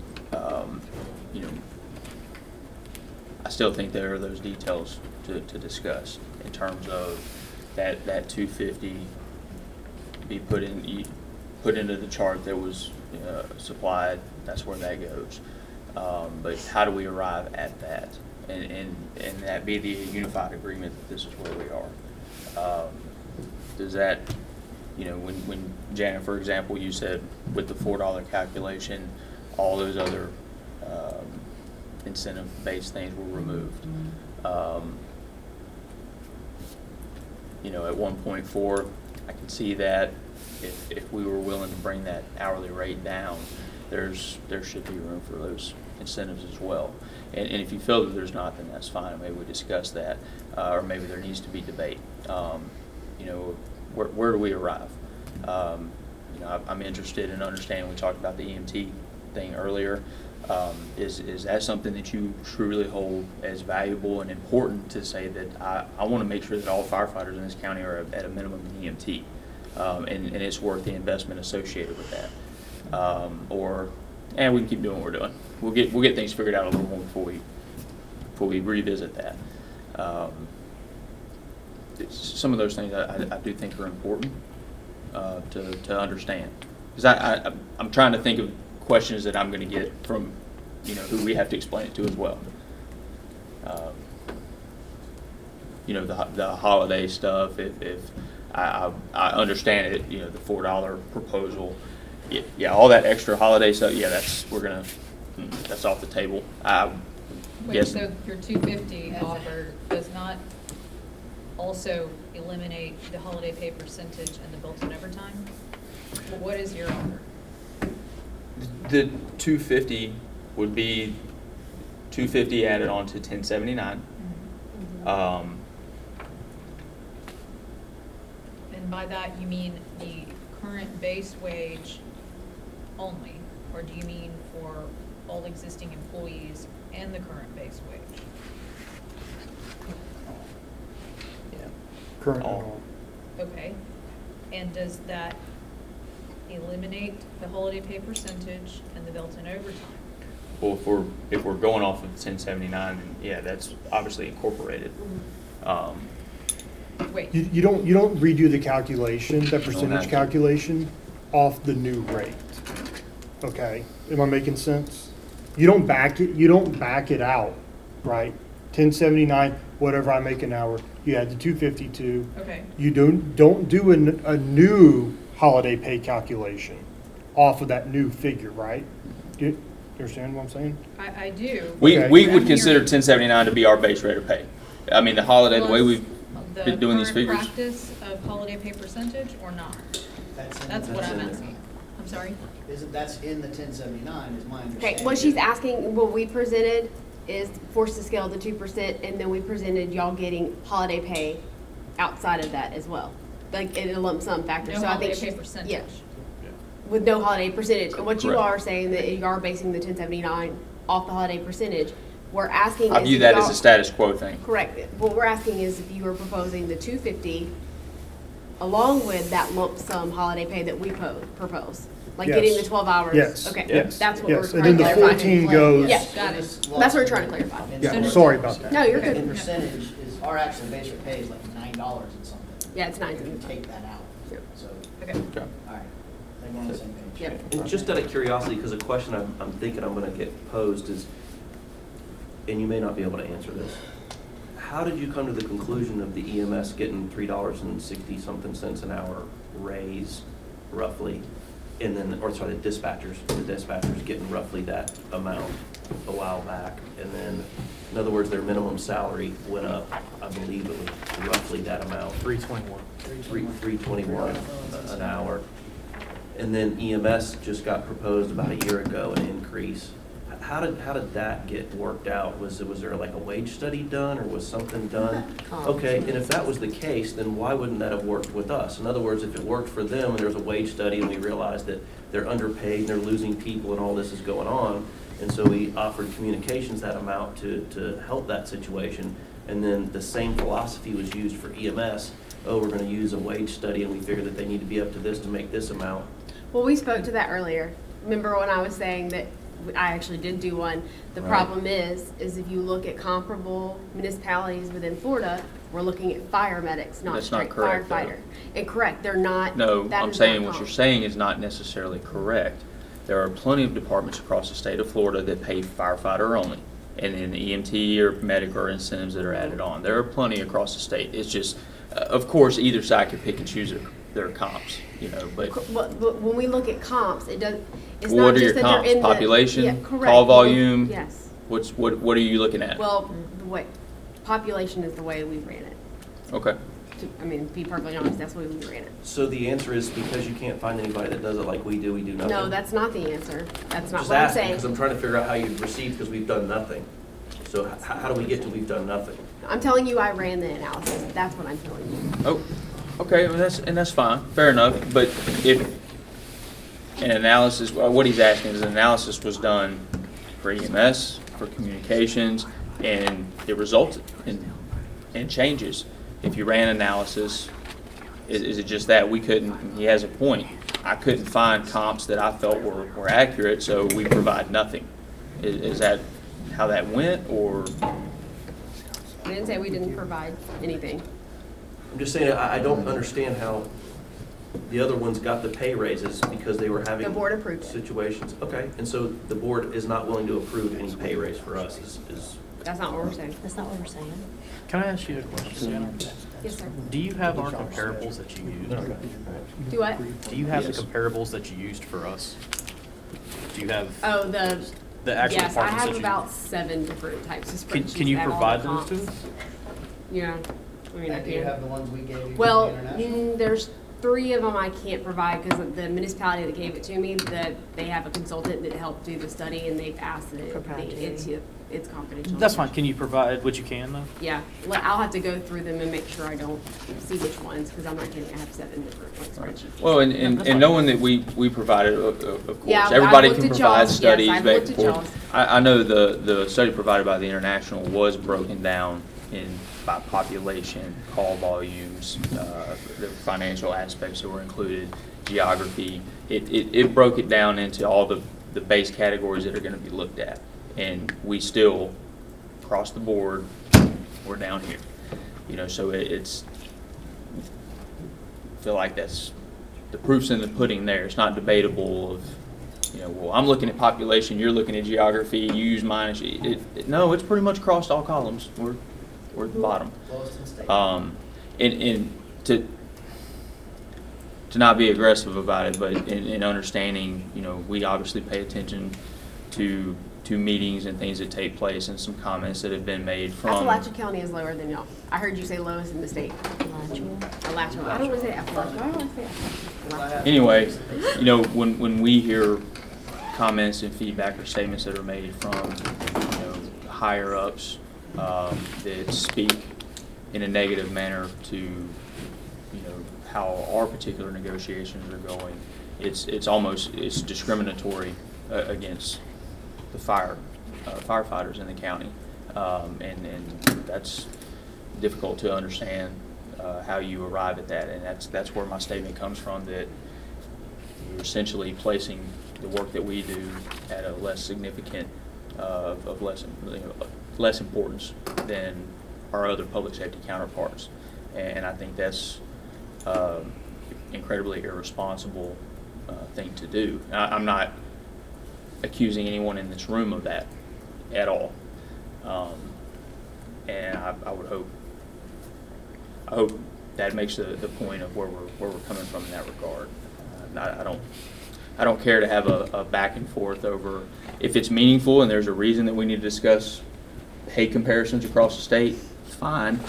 I think we have fully documented a very thorough and accurate justification for our wage proposals.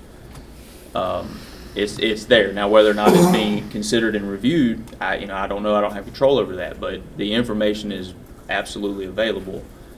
And then if there's dispute, sure, we'll discuss that, no problem. But anyway, I think we're at a point. Let's take a lunch break if you guys are good with that. Hopefully, we can discuss, or things can be discussed during that time. I would like to hear back from you guys on your position on some of these other articles. I guess what you're optimistic about taking forward if presentation was to be given. I would like to hear your position on the EMT things specifically. Jan, I would like. I really thought there was a different discipline matrix you wanted us to look at besides just Yeah, we're working. removing all that. Yeah. So we're still going to work on that. So that's probably not a today thing. It's after lunch. Oh, Okay. Okay. Yeah. Just kind of like see where we. All right, how about like Kristen an sets the hour? lunch. She's. How about like an hour? 20. Like 1:30? So can we say 2? Like, what do we have? It's 12:20. I mean, I'm fine if we can. You saying 1:30? Yeah, 1:30. Okay. Bless you. I eat fast. Are y'all going to be able to get food here and do all that? Yeah. I know it was a concern last time. Oh, you already ordered. We have someone who's in charge of us. Yeah. Down at the end, she's Yeah. taskmaster. Vanna White over here's got us. Hey, you're down at the end, you didn't order anything from us? Yeah, your Vanna White's not as good as ours. We knew we'd have to work on Qualifying that. statement, lowest of those reporting on the wage study today. Which is what I'm always. Okay. Good. 1:30?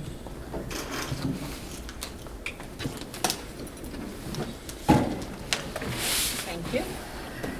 Have a good lunch. Just I said believe all. orange and blue. Okay, we're good. Orange. Okay, so did you want to start? I think we left it with you. Okay. So I wanted to talk about the EMT. I do know Paul's not here to talk about it right now, but I do know that Paul and them are working on a couple of different options to try and help with EMT training and things like that. I'm getting a brief this afternoon, hopefully, on ARPA and the allowed uses for the American Rescue Plan Act. And so I'm going to look in there and see if there's a way to help with some of the EMT training for that. Because you asked, okay, if we make this, how do we implement it? I'll look and see if there's a way. It would only be a 3-year fix, but it would give us the time frame that it takes for existing folks to work toward To get certified. And then it would also maybe potentially, I think, like I said, Paul said he's working on a way to get incoming folks to also have access to some sources of funds to be able to do that training. So that's my answer on EMT. I've long had this position since when I first got here, I think our very first meeting, that I think the entire fire service is better when you have those qualifications and certifications specifically for EMT and paramedic. So there's that piece. What was the other piece? Obviously you want numbers from us, but we just need to keep working on those ourselves. And then there were, the grid. We're working on the grid to give you the actual, we had an issue with the fact that it was a picture. Everyone only had a picture of it. And I think that's what's in the current contract, is a picture. It's not even a PDF, it's a PDF of a picture. There's a So- PDF somewhere because it has been amended before. Correct. Previous but- sections. Yeah, So but the we're- PDF we have was still a picture. It's fine. We just recreated it. That was So we're just the long recreating it story. from scratch. So the other modifications we tried to make didn't take. So there's that on the grid. We're talking about the discipline. Yeah, the discipline, matrix, sorry. Fine. I'm saying grid, like gridiron. And so what else? Okay, well, I'll tell you what, let's just go through like this. Do you want to continue to pursue, I mean, the education incentive plan, that's a state thing, so you miss that. The career development proposal that was there, is that something you want to continue to pursue? The incentives, the Yes, different ma'am. incentive pays that we gave y'all last time, that's still on the table. It's still on the table? Okay. Yeah, we've not removed them. Then, we talked about EMT paramedic, skipping to special assignment pay I'm within that? sorry. Yes, ma'am. Which document are we on? It's- So your Incentive pay. wage I'm proposal running stuff, Yeah. it starts with that page. Okay. So we're like, we would be 4 pages into it now. All right, so the one issue we had with the medic, or the question we had was, because we had that discussion before about incentives, and this language, the way I read this language says that, again, it's a may versus will or shall kind of thing, or would, as far as what you're paying for those paramedics. The way I interpret this would be only if they are assigned at an ALS station, would they receive that? And that's concerning, considering that, you know, there's annual CEUs, things like that, they could work. It's Essentially, more it could about be at a whether or BLS not- station, but we're gonna Yeah. move you here to an ALS today because that medic. Yeah, well, it's usually- about whether or not they're actually utilizing that certification, Can I so. speak We to also that? ride in on hospitals on. Meaning they're, and the rest of the language captures that they're cleared to operate in Escambia County as a paramedic. Is that the intent of your language? Correct. Well, yes, but they also have to actually be doing it for the fire department as well. Like, that's, yeah, operationally doing it. I'm not saying Right. every day of their life, like every day on shift, just they have to be utilizing it. Just because you So possess the if I'm a license doesn't paramedic mean- and I'm cleared through Escambia County and I'm assigned to Engine 14, which is an ALS station. Mhm. And so obviously that's my role there. And then we have shake up, move around, whatever, and I get assigned to Engine 7, which is a BLS station. And that's my regular assignment now. It doesn't mean that I wouldn't potentially work overtime as a paramedic, or I wouldn't be reassigned to backfill a medic spot at any point in time.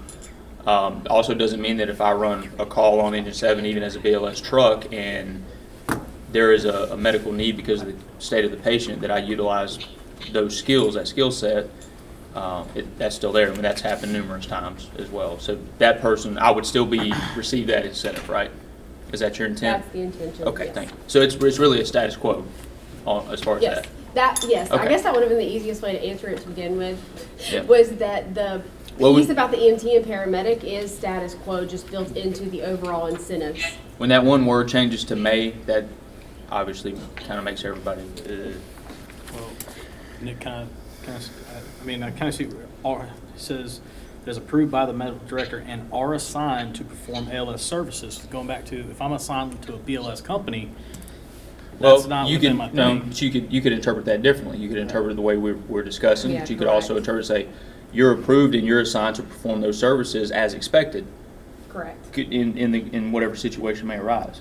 Right. It doesn't You're mean that that expected to has be perform in your- that role. your- Okay, so if your I'm on role a every BLS time. rig and I'm paramedic cleared to go, then it don't matter where I'm assigned at the We're not point gonna I'm starting. penalize you Mhm. because the organization's not using you in an ALS capacity at Right, that you still part. have to go get the credentials, you Yeah. still have to keep them up, you still have to go. Correct. Right, okay, I We mean, just, yeah, the no, way I you can understand. read It's- that- What, the people who would not get it are the ones who say, hey, I acknowledge that I have a paramedic, but Mhm. I don't wanna operate at the ALS level, so I don't wanna do it. I Okay. don't wanna be utilized that way.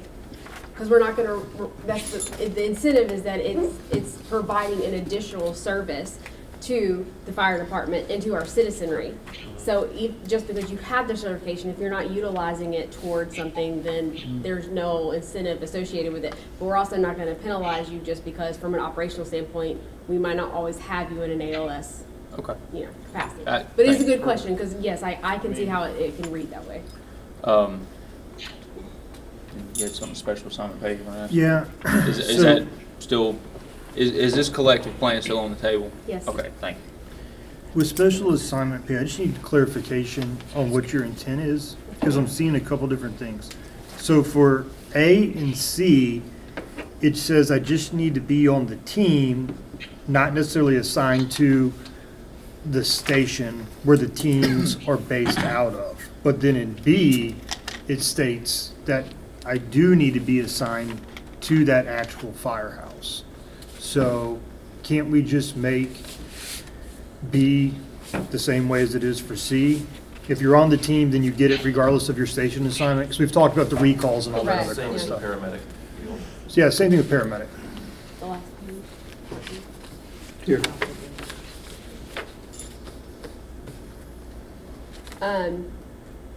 And so where is Chief, oh, there you are, Chief Williams. Do you know why we changed that one? Because I know that the special assignment pay was. He just worked walked in, so he may not know where we Oh, are in the sorry, conversation. Chief. That's not fair. I'm sorry, Chief Williams. I thought you Well, were no, sitting he there the did whole just time. walk in. No, I didn't see that, I know. I thought you were sitting there the whole time. Okay, so the incentive pay, they're talking about the special assignment part of it. On Part B, it specifically stipulates that the hazard materials team shall be defined as those employees assigned permanently to the hazard materials stations and meeting hazardous materials designation. However, on the other two assignment pay ones, it just says that they have to be part of the water rescue team or part of the light technical rescue team. It doesn't discern that they have to be in a designated station. So do you know why we made the differentiation there? No, I don't. Okay, so I guess the question is, if B were to read, employees who are designated and assigned by the fire chief to the hazard materials team shall receive an additional $100 monthly, would that be accurate? Yeah, are we talking about them having to be assigned to the team in particular to get the incentive versus Yeah, it's an assignment pay. maintaining the certification? It's an assignment pay, Okay, so it's assignment. okay. And yes, that's the Okay, way you so have it worded yes. Well, there. that's the way it's correct. currently worded. Correct. The concern that we have is, for hazmat and USAR especially, situations of callbacks, things like that. Essentially the same thing as a paramedic. You still possess that skill set and that knowledge regardless of where you are. And if there's obviously a hazardous materials incident or a USAR incident is a special The situation. intent behind it is the utilization of it. Sure, sure. And so I guess from a verbiage standpoint, the only way we can really manage the utilization is to say, like, if you're assigned to do that, but it's the same interpretation. So if you're assigned, if you have that certification and you are assigned those duties in certain aspects, like you respond to a call that required that, and you are utilizing your certification, so again, it's inuring to the department and the citizenry, then it's the same intention. Yeah, I But guess, that's more of an operational question in terms of how it would be managed well, to correct, so. record who was doing what. like who's Right, on but first. I guess our hangup is that it's pretty specific that you gotta be at that firehouse. Correct, well, that's why I was So talking to him about that. so to capture what you're saying, we just need to strike that language and make it the same for everybody. Make it the same as A and C. Correct. If that's the intent. If that's the Did you email intent. it to me? Because you want Lieutenant Hunter's hazmat certified, he's assigned at 17. Something pops off somewhere, they do a recall. Do you expect him to answer the recall as a hazmat technician that is certified? Off duty? Well, yeah, plus what we've got to look at too, the quarterly required training and so forth that they have to do Well, yeah. to maintain their certification as well. That's to so. stay active on the team. And that then As long gives as you're the team active more on bite the team, on the to. roster, And additionally, You should tell us get that it. I calls mean- those individuals first for the special teams to try and keep that intact. I mean, could we just wrap it all together and say, any member that possesses a light technical rescue, a hazardous materials tech, or USLA will receive $100, but you only get, if you have one of those things, you get this special assignment pay of $100, because we could use it anywhere we're assigned, you know?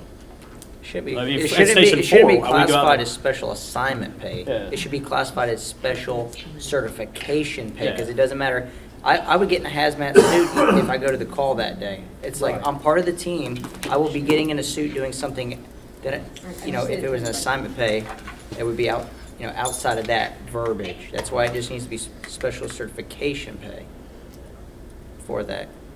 You cool with that, Chief? Yeah, those are high intensity, high manpower intensive calls that High risk. require a lot of that specialized training, the personnel, so, yes.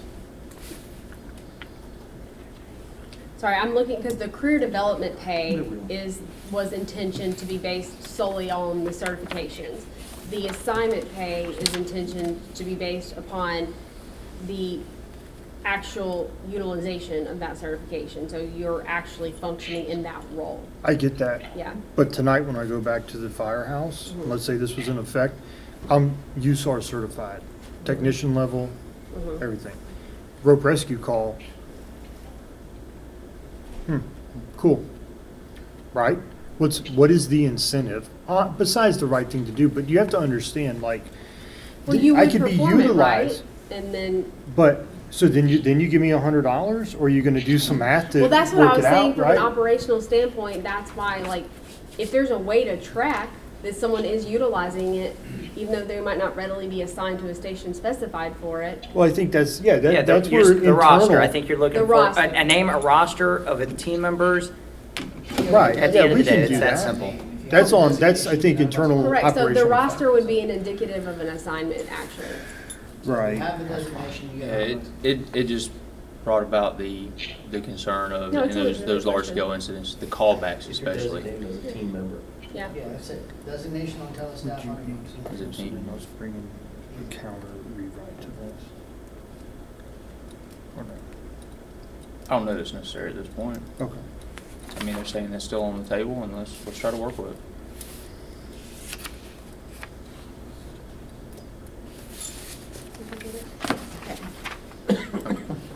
Chief, I sent it to you as well. All right,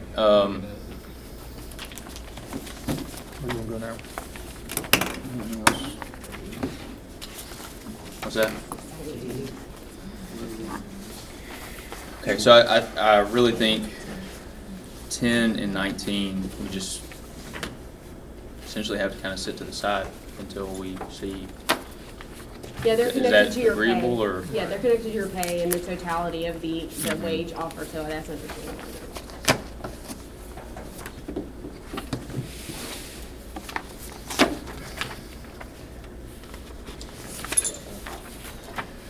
All right. Last time, for some reason, we skipped over 13. Promotion.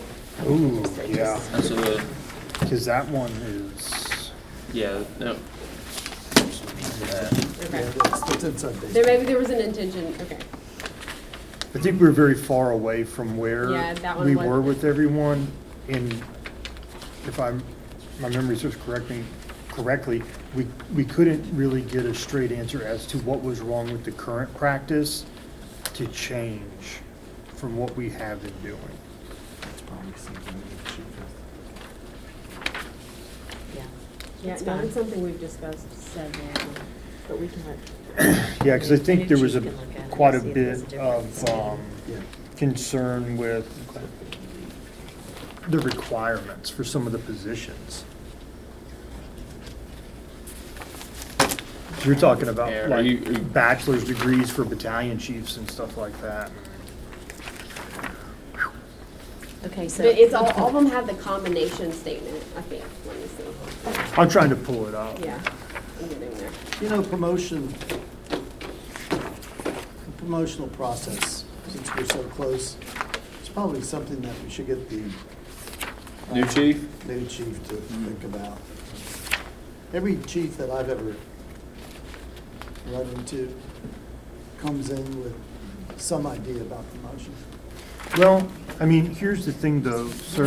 They've been is through a lot that- of them here lately, though. I don't know if that consistency. Here's the problem. Maybe changing it every 6 months. Better hurry quick. Here's the problem, is that if you go back a couple different drafts, our stuff that we currently have in the contract we're operating on is completely struck and something new is proposed. Okay, why? There's no response. So, what, you understand what I'm saying? But Yeah, I there- don't know why. But we would love to know why, though. I'm not saying you're the one who struck it, but there does need to be a response to that. So we can have, what are the issues with what we've been doing? So then we can work towards that middle ground, right? Kristen, can you speak to this? About Article, Article 13, and why that the status quo language was stricken and our language added in? Like, what was problematic?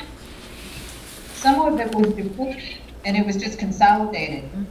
Yeah, I remember I that. didn't Some of it know. was redundant, and so it was consolidated.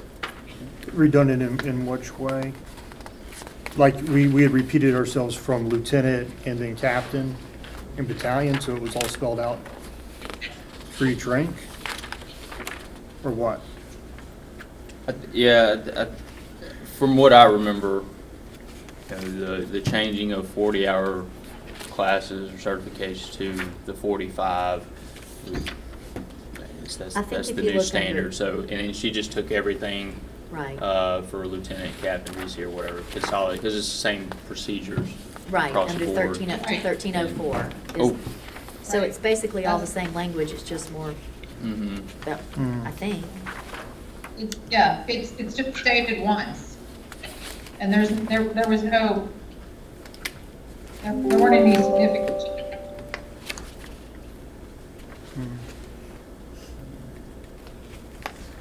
And James, you have to update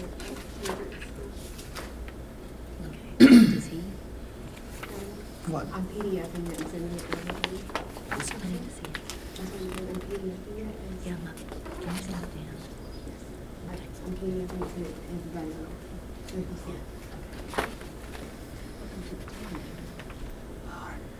You made it.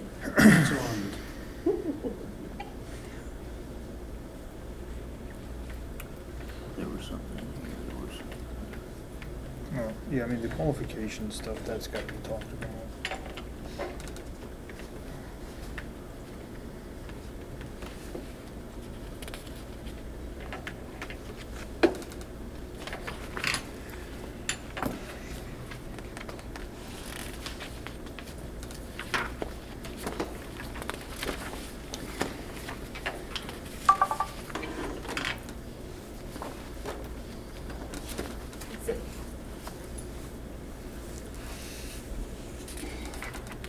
I have to get a change of flight to Miami next week. Friend Monica just became. Yeah, some things. My friend Monica just became the new administrator. And they do surgery. You know, with what they're asking, FO1, FO2, FO3. You know. Mm-hmm. Okay, so on this matrix,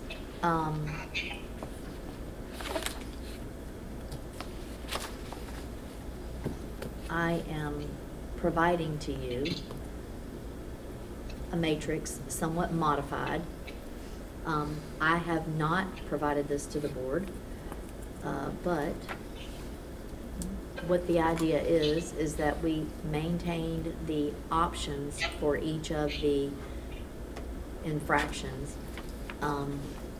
So the options that were previously there are still there, but they're not in any particular, like, you have to do one before you do the next, there's no, it's not like there's 4 steps. Here are the options that are available ma'am. to you for that Well, infraction. and just to be clear, I mean, our current interpretation of that matrix does not dictate that you must follow progressive discipline specifically as it's listed.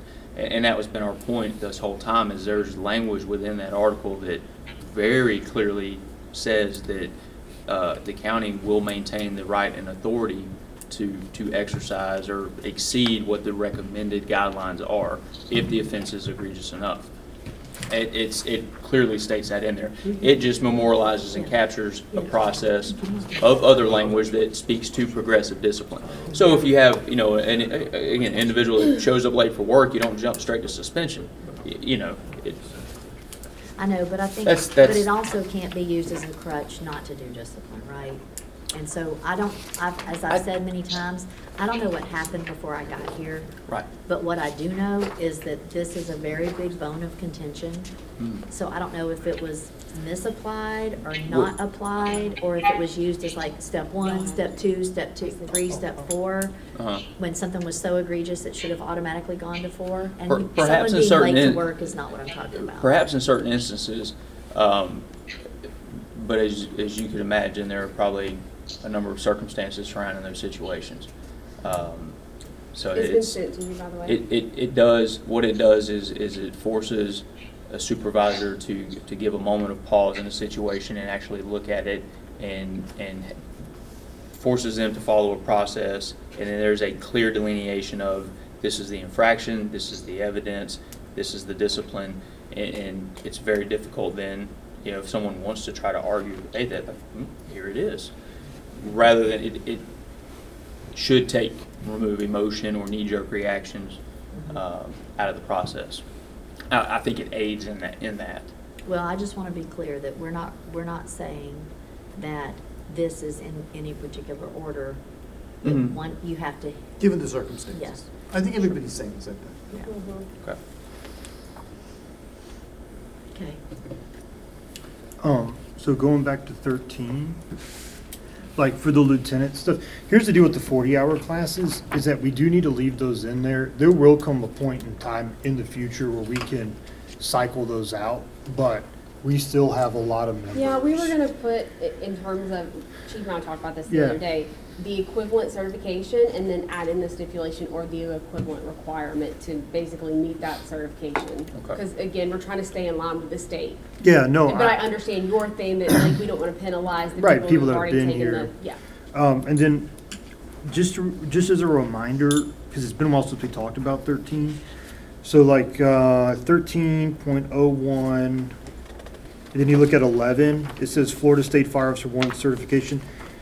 Are you wanting that certificate in hand to be eligible to promote? Or you just want the classes taken? Because those are two kind of different things. Hold on, let me get 13.0, which one were you talking about? 11? 11. The number 11 on the list of requirements. Officer 1 certification. So that's what I was talking about. We could add in the stipulation that says the officer certification or equivalent classes. Like basically, how did I say it the other day? Or equivalent requirements to meet this officer 1 certification. So like what you just said, basically, like they've already taken all the classes and they meet the requirements for the certification, they just don't have the certification. Well, I mean, the thing is, though, you have to take a test to obtain the certification after you've taken all the class. What am I missing in this? What's the difference between the person who just took the classes but didn't take the state certification versus the guy who took the classes and took the state certification? Are both eligible? Well, why couldn't the person who took all the classes take the state certification? Maybe they don't want to. Chose not to take the hardest test they offer. Yeah, I mean, there could be a million reasons. Any number of There could be a million reasons. I just want to know what And your then they intent removed it is. out of the The bonus points. intention of it is Yeah, right now, okay. we would accept either, whether you had the new Fire Officer 3 certification through the state, or whether you had the previous individual 45-hour classes or 40-hour classes Yes, that's sir. currently listed in the job description. Right. Moving forward, we would put something out and say, in a year from now, 2 years from now, in order to qualify for this position, you must have the fire officer certification. Anyone who's already in the position don't have to go back and get it, but if they want to promote to the next rank, then they would have to get that certification for that next rank. Right. I get what you're saying, yeah. We have to add something in there that explains that intent a little bit better. And then I guess, yeah. Well, what he's talking about would be kind of an operational standpoint of kind of like a memo directive to say like, beyond this date, this is what we're gonna Maybe you consider. just put it right in here. Yeah. Chief, is there a wait That- period for Fire Officer 3 that you have to wait before you can take the test? Are you aware of one? I think there is Where it one. was, as long as you have the prerequisites for it with the Fire Officer 1 and Fire Officer 2. I think actually the state's changed that. I think there's a wait period now to get Fire Officer 3. You gotta wait like 3 years of that experience before you can take the test. That could hinder some.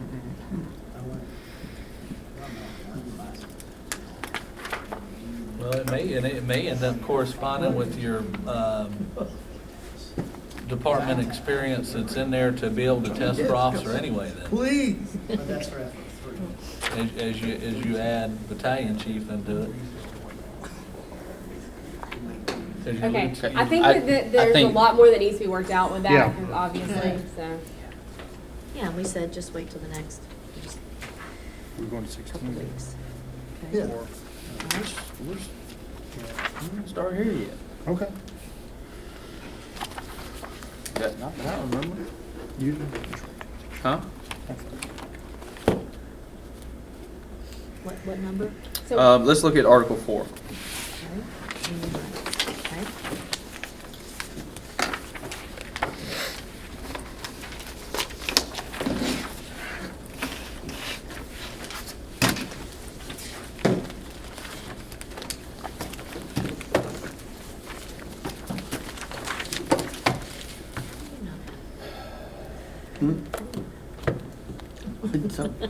I only keep what I need. Okay. Okay, so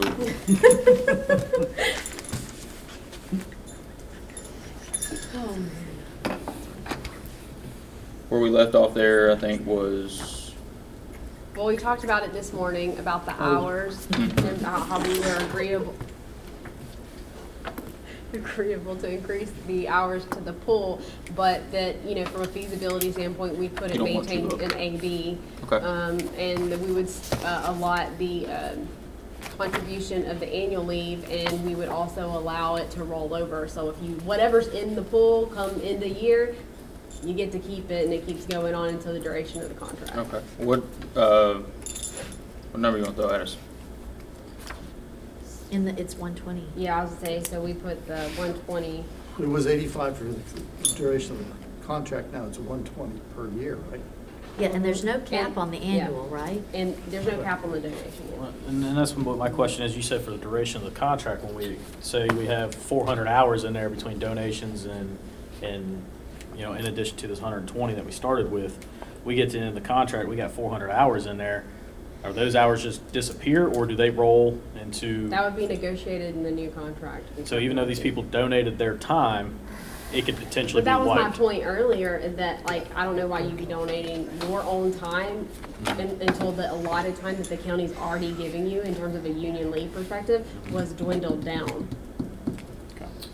But, I mean, you can manage that, right? Yeah. That's what she's saying. So you get 360, I wouldn't be beating the drum to get people to donate until you maybe get to 300, right? Wasn't the drawback is that you put a stipulation that if they donate, it had to be used for your stipulated items versus if the reason that there was a It's feedback is that. direct representation. Yeah. Right, I think that that's they gonna could be use it fine. however they see fit. Right, so unless we, So that was the kind of hangup is, Yeah, and I understood that, but our point too was even having a B pool that was strictly for the donated leave, that once it's donated to union leave, it can't, I mean, it still has to be used for the same stipulated union. I'll disagree accept with that, you. but I disagree with you. I disagree with your opinion of what direct representation is. I mean, y'all, yeah, I understand. No, y'all- no, no, no. My yeah. disagreement is if it's donated leave, that, no way that stipulates that. No way. that's an individual's leave. Yeah, we understand that he y'all don't accrued as an agree with annual it leave or as a interpret benefit. it that Adam, way. do you agree with that? I'm not giving any legal opinion on that. Thank you. There you go. I can buy into what the city provides. I could argue that, but I maybe don't have as strong an argument as I do the member donates it, that's a different. Well, here's the argument there. So a member earns the leave, the county pays that person they've accrued it and earned it because they've worked it for the county. Once they donate it to the union, they're not using it anymore. It might go to this other person and it becomes their, in fact, union leave. How much? We do that Sure. all day long. How We much have- donated leave do we have? I don't know that, do y'all currently even, I mean, it's in the, y'all can, but do y'all even do that? Do you Because know y'all how don't much even use donated the leave you union have? pool very much. We haven't Puts received out requests for donations people at that this are- point. That are on light duty, Okay. that need extenuated leave. and they The- donate The leave concern back came, to That's them not all the same time. thing arose at from all. this. It's very similar. It's Previous extremely language was similar. 85 hours per year. Yeah. Then No, we no, no. did, then we, It's $85 hours for the term of the contract. no, sir. Initially was 85 per year for the term of the contract, which equated to 255 hours. Previous director, It doesn't say that. they pulled the old contract During the term. to work off of. That's my point. I'll say, Mr. Meadoway, you gotta be careful which version you're looking at, 'cause we've had so many We revised. have been operating. Well, okay. Yeah. I was about to say, I don't even think so. The only, yeah, anyway, it was consolidated for a term, so it was a 3-year term, 85 per year. It was rolled into one pool of the 255, Right. with the understanding that you may have a very busy year or a not very busy year. Okay, yeah, you're right. Right, so They- what was proposed back to us was a return to the original, which was 85 per year, that's it. There was no consolidation there. So we were trying to find a resolution. All right, right. But I guess it sounds like even if it's 85 hours per year, now it's 120 hours per year, it sounds like 85 was enough so that you did not have to have donated leave. No. Well, you just said you didn't have any donated. No, we pulled that 85 together to 255. And again, you have no way of knowing what Well, now you what get the to- year's going to hold, obviously. Yeah, but now you get to pull this together to 360. Not by the way this reads. It's 120 hours per fiscal year, and they can be carried forward. Right, but you start at 120. You don't start at 360. Yeah. Right now, we start at 255, and it's subtracted right there. Well, this says 85 hours for each of the 3 years. Pulled to duration. 255. So we start at To the 255. pool. Because you're looking at an old version. Kristen, do you have a different version than what we're Someone showing? gave us this bad version. Come on now. Just saying. It clearly states HR. No, I know it does. It does. Yes, we have this I one. stepped on that. Thank you. They're human leave usage. Now, they're also obligated to let us know, so. Here it is on the Yeah, I have it CBA pulled we're up. actually operating on. Yeah, I have it pulled up and I didn't interpret it that way. Because it says VCC shall grant the 85 hours for each of the 3 years duration of this agreement into the pool. And it says that in parentheses 255 to be used during the term of the agreement. So I see what y'all are saying. That was the intent of that language. Okay. Anyway, So are y'all this saying that was your also, preference like would I- be to get 360 up front? And that way, like, I mean, you get 360 through the duration of the contract. Well, the concern is the interpretation, because previously, we didn't have an issue if I needed to travel to Tallahassee for legislative cycle over there, that is a direct representation of this local in those activities. Is it sitting down with a member for disciplinary procedure? No. But is that acting as a direct So representative? 100%. Question for you, when you all take union leave, Mhm. do y'all get down to the nitty gritty about what y'all are doing? So you just request use of the union leave pool for direct representation? Is that all you have to say? Say to who? I don't know.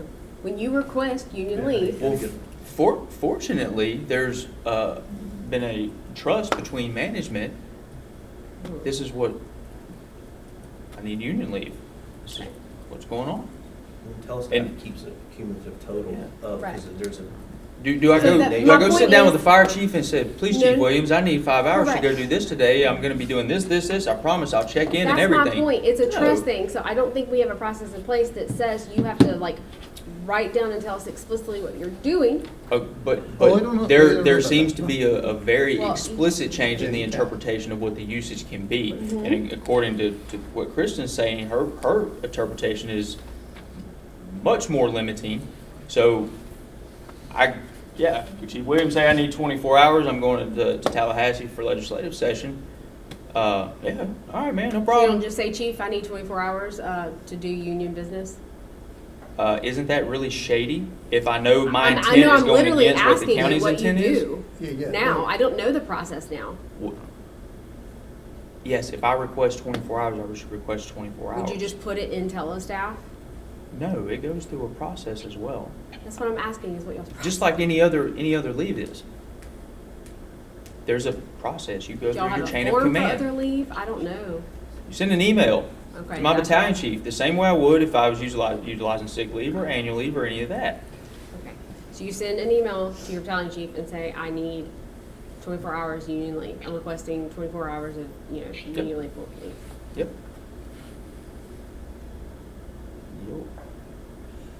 Is So it my possible- point is, Is it possible? that's not been, Is it possible? It sounds to me like there's gonna be a union leave pool of leave hours for this purpose.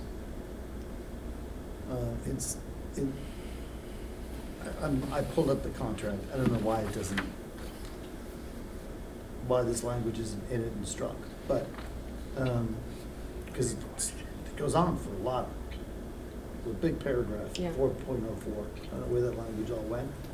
Okay, but let's say we go from 85 to 100.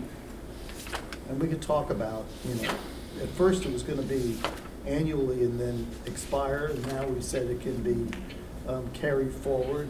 We could talk about whether or not it's gonna be a front-loaded pool of 120 per year. In that union leave pool, if somebody donates union leave, isn't there some way you can keep a record of you have to know who's donating it. Can't you keep a record of how much of that pool is union donation?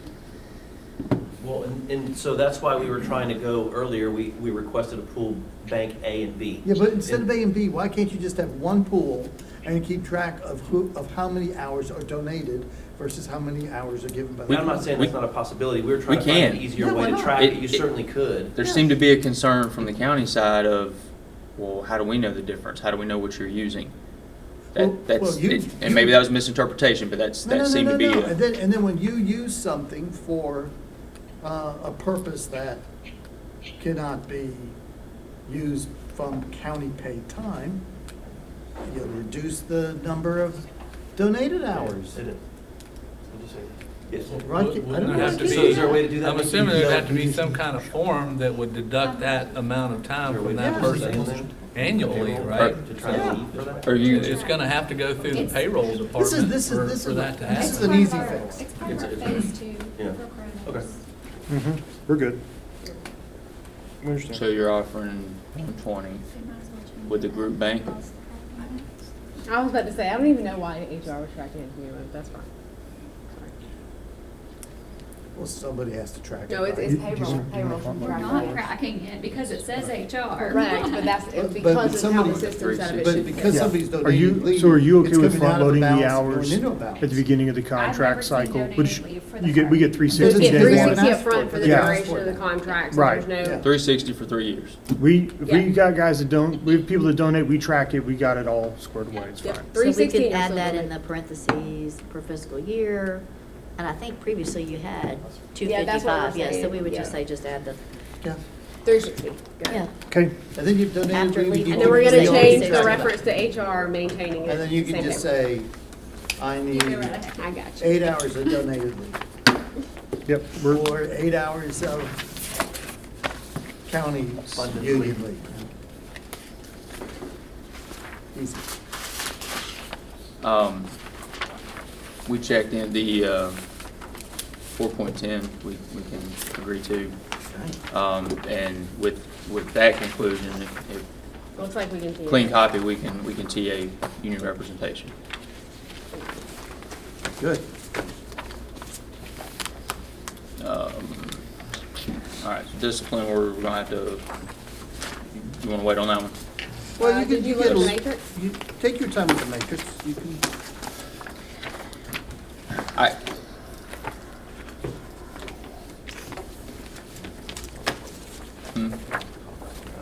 Yeah. That's fine. Yeah, okay. Let's move forward to, so it leaves. There.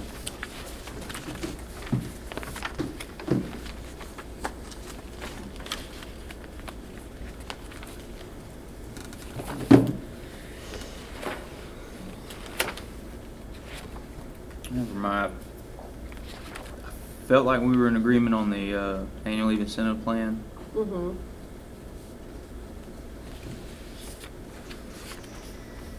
I think, Nick, and if you don't mind me saying, I think Ma'am. that was written long before even me, and I think the intent, now that we understand the intent, it's definitely helpful Mm-hmm. from a payroll and HR perspective. Okay.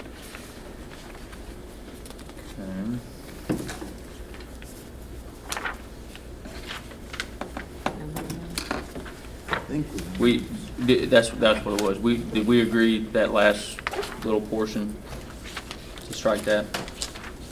All right, Give me a number. 8. I'm sorry, what? yeah. Number 8 in there on the annual leave incentive plan was the last, and the terms applicable. I think we did, but I don't want to say so for sure.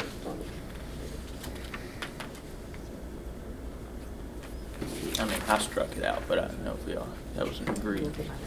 Okay, somebody help. So just, Yeah, the last line that was added in the end, the terms applicable to any such redemption, when we talked about it last time, we did verbally say that we were going with eliminating it. Okay, where are you at? Right here, so 8, in Article 8, so right here, this, and the terms applicable to any such redemption. Right. Okay. So we're gonna put a period at annually.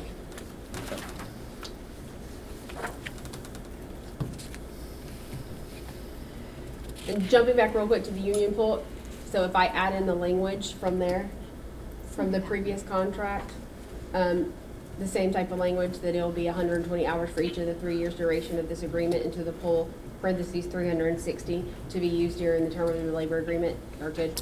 that's fine. If we want to consolidate that or rewrite that language, it's simpler to understand or interpret, Yeah. Okay. no problem. As long as the intent's the same. Gotcha. Then it takes 8.04.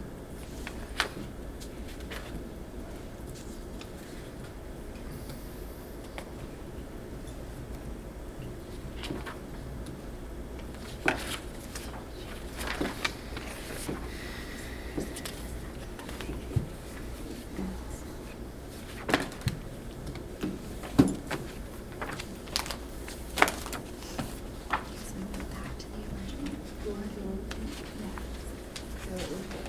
And Nikki, is it what you're discussing? No, I Oh. was just telling her, Making sure we get them. She yeah, has the I right don't have copy the of it. most updated version from what we So- were just discussing on the I'm sending it. Oh. annual leave incentive. Gotcha. All right, so where are we at? So 8.04, Go back. I just sent it. I don't know. No, I know we had, again, tried to reach some creative proposals with this. If, you know, none of those are palatable, Will then you remind me what the issue was with 8.04? We're trying to do the rollover of comp time. we were trying to find a way to make something like that happen, yes. Okay. Was that past practice? Or is that something you're asking for? They're asking for the similar language as the PBA. PBA. PBA has a holiday rollover, not a comp rollover, but they're asking for similar language. And the county doesn't do rollover of comp time, it is, Correct. it's paid out. Is there any particular reason why? I don't know. because from a comp time perspective, I mean, isn't it kind of like a nightmare to? Well, so what we were told was, you know, the financial liability, I bank up comp time, hold on to it for 15, 20 years, Yeah. it's worth a lot more money. Yeah, So we correct. understood that, so then we tried to stipulate that, okay, you follow the standard practice of your period of time to sell back within that year, because it controls, it limits that financial liability.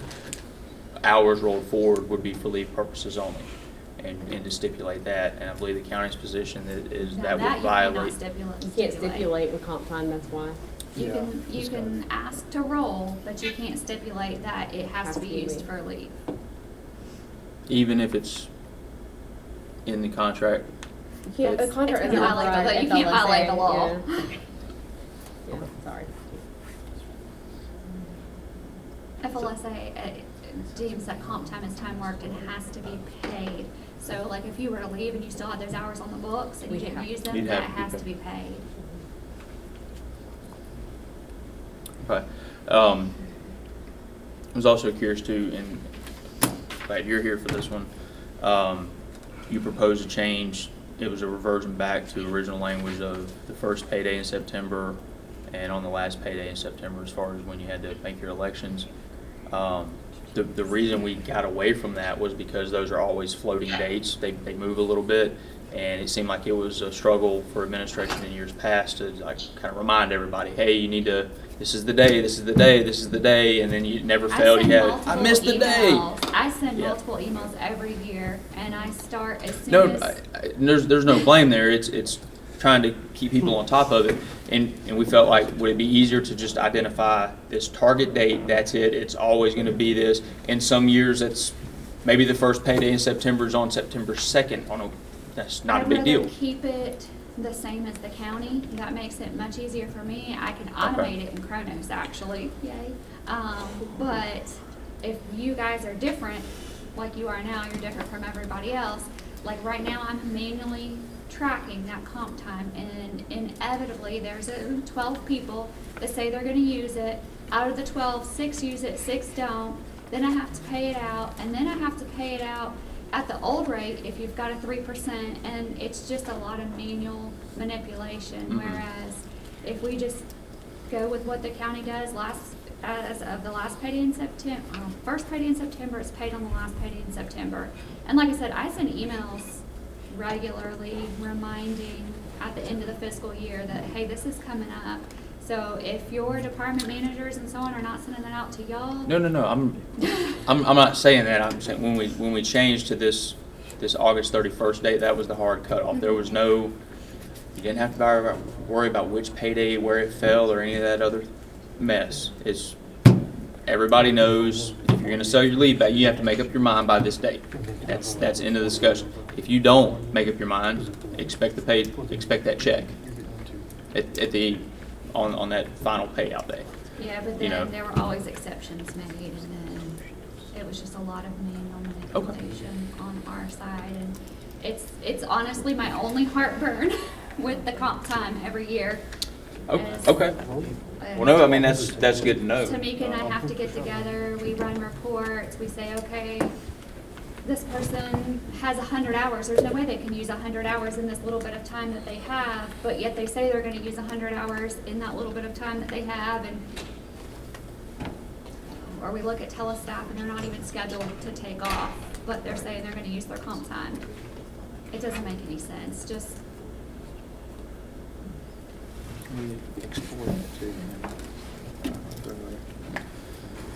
So what's the goal, like, with or the onus behind trying to carry that, comp time? Hunting season. That's what PBA's answer was. What was it? What was their Hunting answer? season was PBA's answer. I am not kidding. I was fixing to tell you that exact same thing. I'm not even kidding you.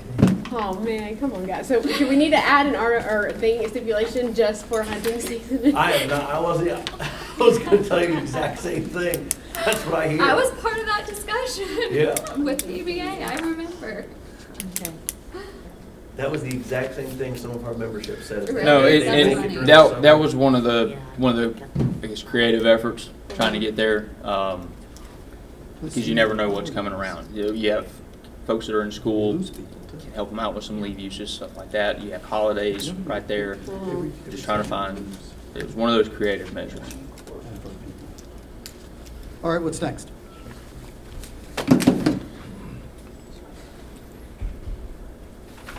Sorry.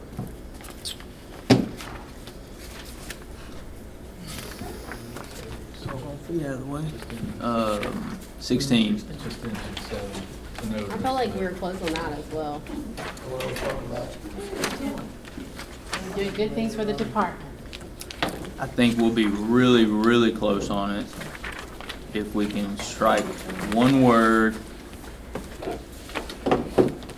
I tell you what, I'll trade you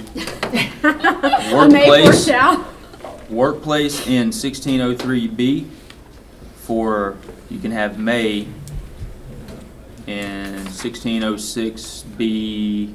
Yep. All right, hold on. 16, okay, say it again. Where's the honor guard thing?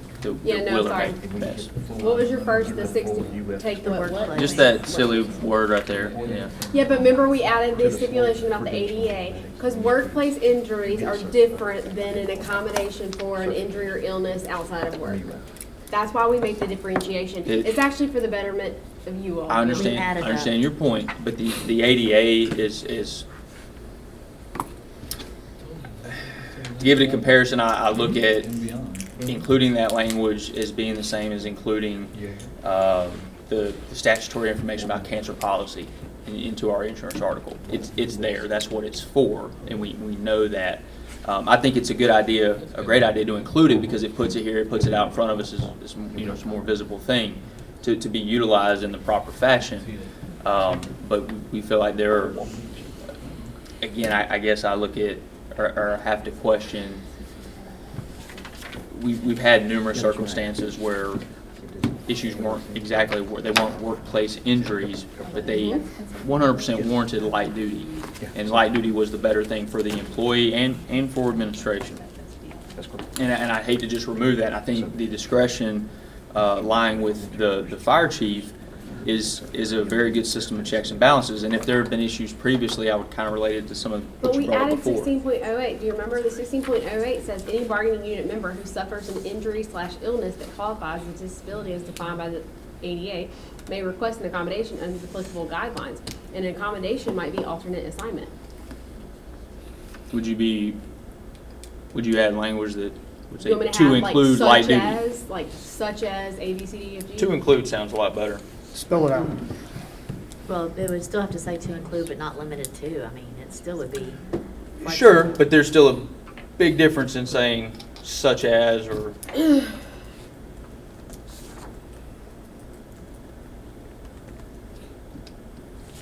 We'll think about it. Okay. What's next?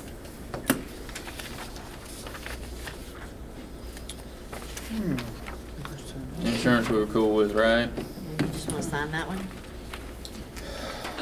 Wait, which one? Insurance, yeah. 17. Yeah. Only if you've got a clean copy of that. I have it. We have two, don't we?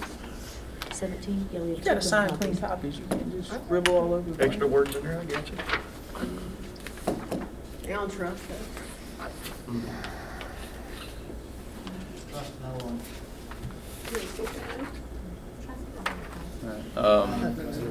Make sure they're not using the rest of the link. Remember that? All right, out of classification pay. 20. Okay. I could be wrong. Last Friday we were talking about this. Hour for hours, simplest way to go. Yeah, y'all say it's a simple way to do it. Actually, I one of that. The But- shift differential is the simplest way to go, and it would mimic what EMS does. What do you mean by shift differential? It's a shift differential, exactly what I know what a EMS shift is. differential, but Then why explain did to you ask me? I know what shift differential means. I'm asking you to explain it to the context of what you mean by out of class K and shift differential. Well, essentially, it would work as an hour for hour. So if you're working in a different capacity for the entirety of a shift, you would get a premium. Is that what you're saying? Yeah, you would be paid a differential, correct, yeah. Okay. Y'all want a per person, per pes verbiage for that? Sure. We just want to make sure we're capturing you all's intent, and the best way to capture you all's intent No, is that's for fine. you all to provide it to us. Consideration. Sometimes Yeah, I'll that's a good say this, idea. the hesitation in always having all these written things is that we get into the cycle we've been in the past where you hand something, we don't talk about it again to the next time, and it's just this constant dragging out. prefer- Well, Email we're and- gonna establish a date for the next bargaining session before we leave today. That's a funny joke. Because Mike's here and he's got his calendar with him and we can get it done. Funny joke. I'm booked until 2025. Then you retire. Yeah, I will have retired by Did 2025. you provide them the outside employment form that we took to the board yesterday? Yes, last time. Okay, Okay, so that'd be 21. all right, that's 21. You Oh, ready yeah, for are we good with 21? 21? Because y'all had the. form Maybe. now? Maybe. I think we'd just be better to do a Okay. written proposal. Well, okay. Janice wants to bring something up So, and Crystal, make a point. Wait, about hold on, are we gonna TA the articles? No, we're good. We'll, outside let employment? Janice do this. I would.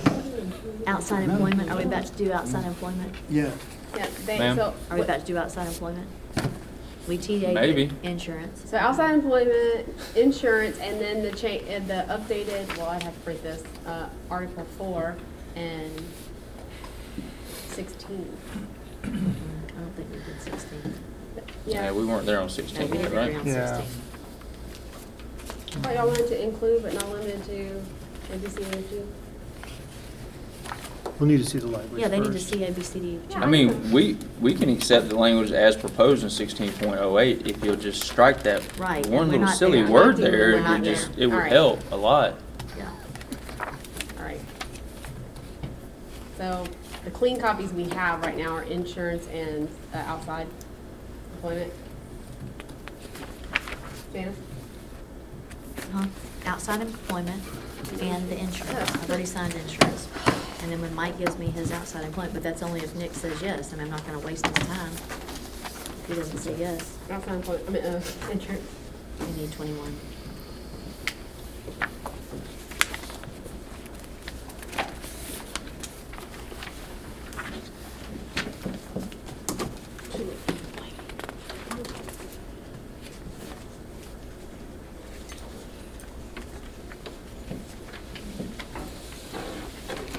These are the insurance, I'm waiting on outside employment. Well, I'm waiting to see if he hasn't said yes. I thought he did, I'm sorry.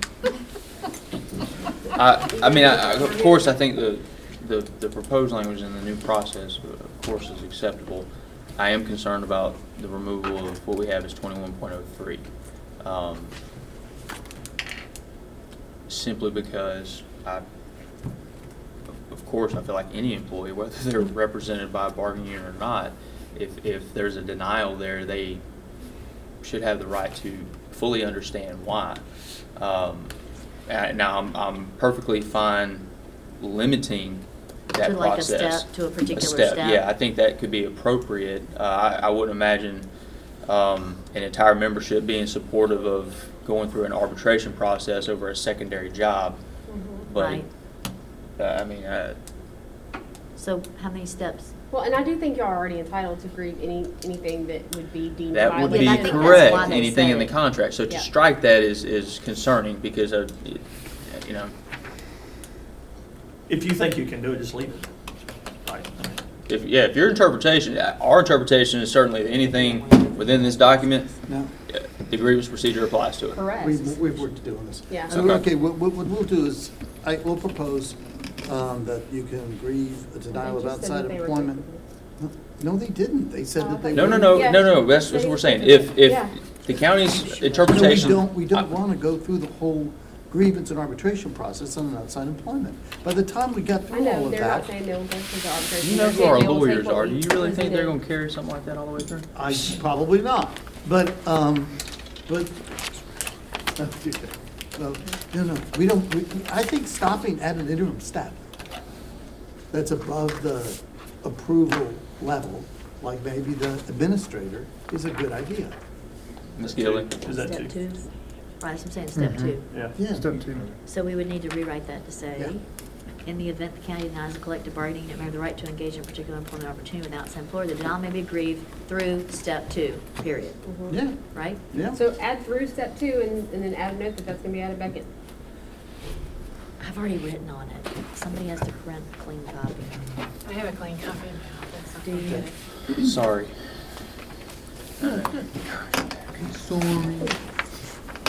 Uh, So I would You need say, 2 copies? Yes. I need to reinsert, I need to say reinsert or reinstate. Well, Just through step- restore, just Restore, restore. restore.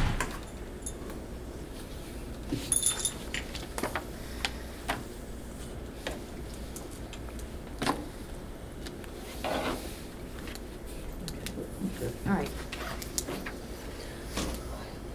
Was there anything else?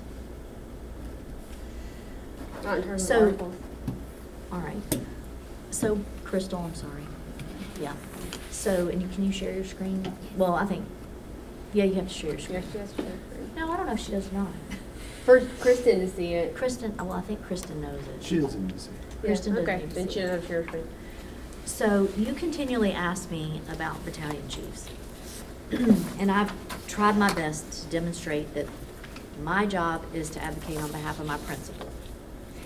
And I think we've discussed this, but I think it's important for you to see it so that you understand where my principal is coming from.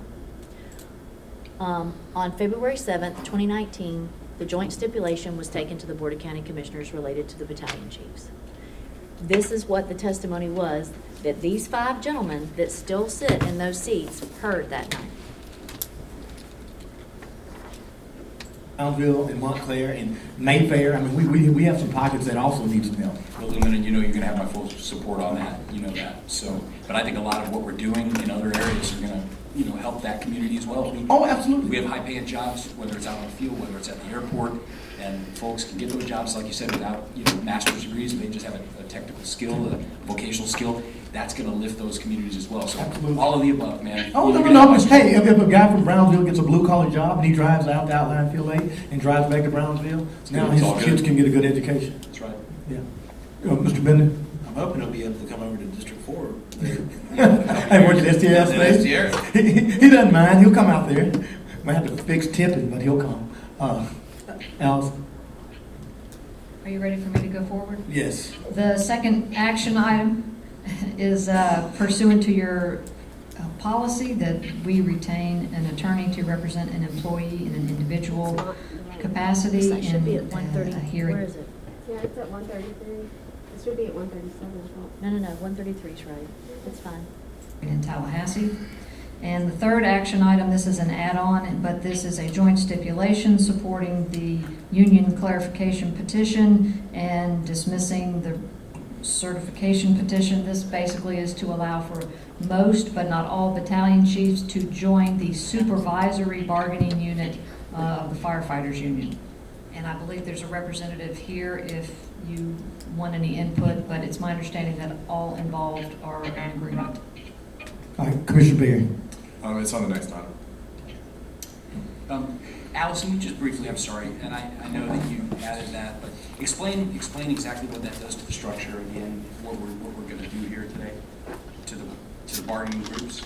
One of the participants in the proceedings may be better equipped to answer that, but basically what happened was you had the battalion chiefs who petitioned PERC to be allowed to join the supervisory bargaining unit. You have a line fireman bargaining unit and a supervisory bargaining unit.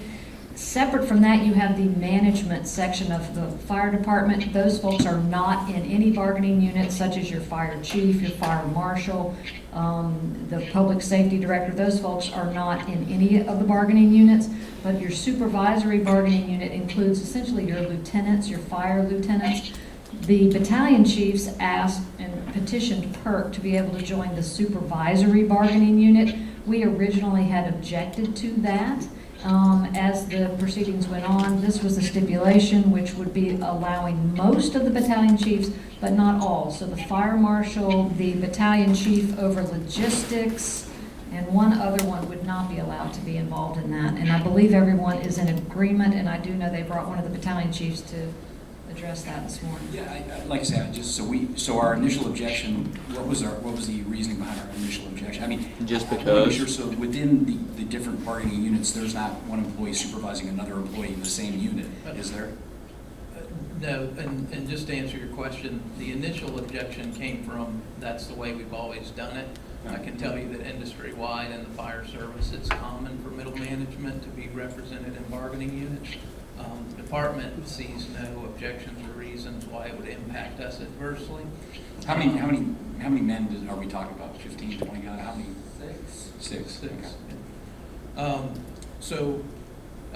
Also, given that this is something on their request, I know that short of adding additional staff to conduct some of the projects and things that we need to have done, we rely on them to volunteer and do things on their free time. And I think as a good faith, this would help to be able to get a lot of those tasks completed through their participation in a lot of these additional activities that we need assistance with. So I think it could only benefit us looking at, From a cost benefit basis, analysis. from a cost basis, how does that impact our budget for the fire? It depends on what happens as far as the future, as far as, nothing's changing right now as far as contractual type items. Obviously, it can get impacted to a degree, whether it's through negotiations. But like I said, short of hiring additional staff to do a lot of these functions, we're getting that built in. So it's minimal when you're doing a cost-benefit analysis for how the department can benefit from having them available to help us out. If we decide we need to, I mean, my only concern here is if we decide we're going to restructure, and for instance, if we were going to, I mean, does this make it more difficult? I mean, obviously, if you have someone represented by a bargaining group, sometimes that ties the hand of management, which is us. I've found in my history and past experience serving in these groups that nothing changes as far as them being loyal to the administration, to the department, the things that we need to have done. They still have a job to do. They're operating and be held accountable, so there's not going to be anything that ties our hands as far as moving forward operationally. And their pay, so they're working X number of hours now under this new arrangement. Are they going to be eligible for overtime? And tell me about their pay. I believe from what I was told, everything should remain the same. Mr. Kleiner, does that? They're currently exempt, and they will stay that way? To the unit wouldn't change their exempt status. They would remain exempt. Okay. Thanks. Certainly. There are two discussion items. Okay. The first Was is. Was there any more discussion about that, Jeff? So I understand that testimony doesn't necessarily answer FLSA or ULPs or anything else. I get that. But when you continue to ask me the position that I'm here to present to you, I have to take that into consideration. And so did the 5 gentlemen who understood what they were told that day in that meeting. So I hope that more clearly demonstrates to you part of the position. I understand that there have been, job desk audits and all of those kind of things. I also know that there's a job description. I know what the job description says. But there was clear testimony there that said, I think, made some pretty clear statements. And so I just want to make sure that you all understood, we have to advocate on behalf of the principal. And that is what the principal saw and heard that day. The second guy, was that a lawyer? After the chief? No. That was the HR director. HR director. You have a lawyer that opined on this position? Allison was the one that brought the item for discussion, so. Actually, Kristen Kristen. said, and it was under the county attorney's report. Allison and the attorneys did not give an opinion that day. That wasn't their opinion. But they opined on it since then, I guess. That wasn't an issue that was raised at the time. The only thing that was at issue was that joint stipulation to allow the battalion chiefs.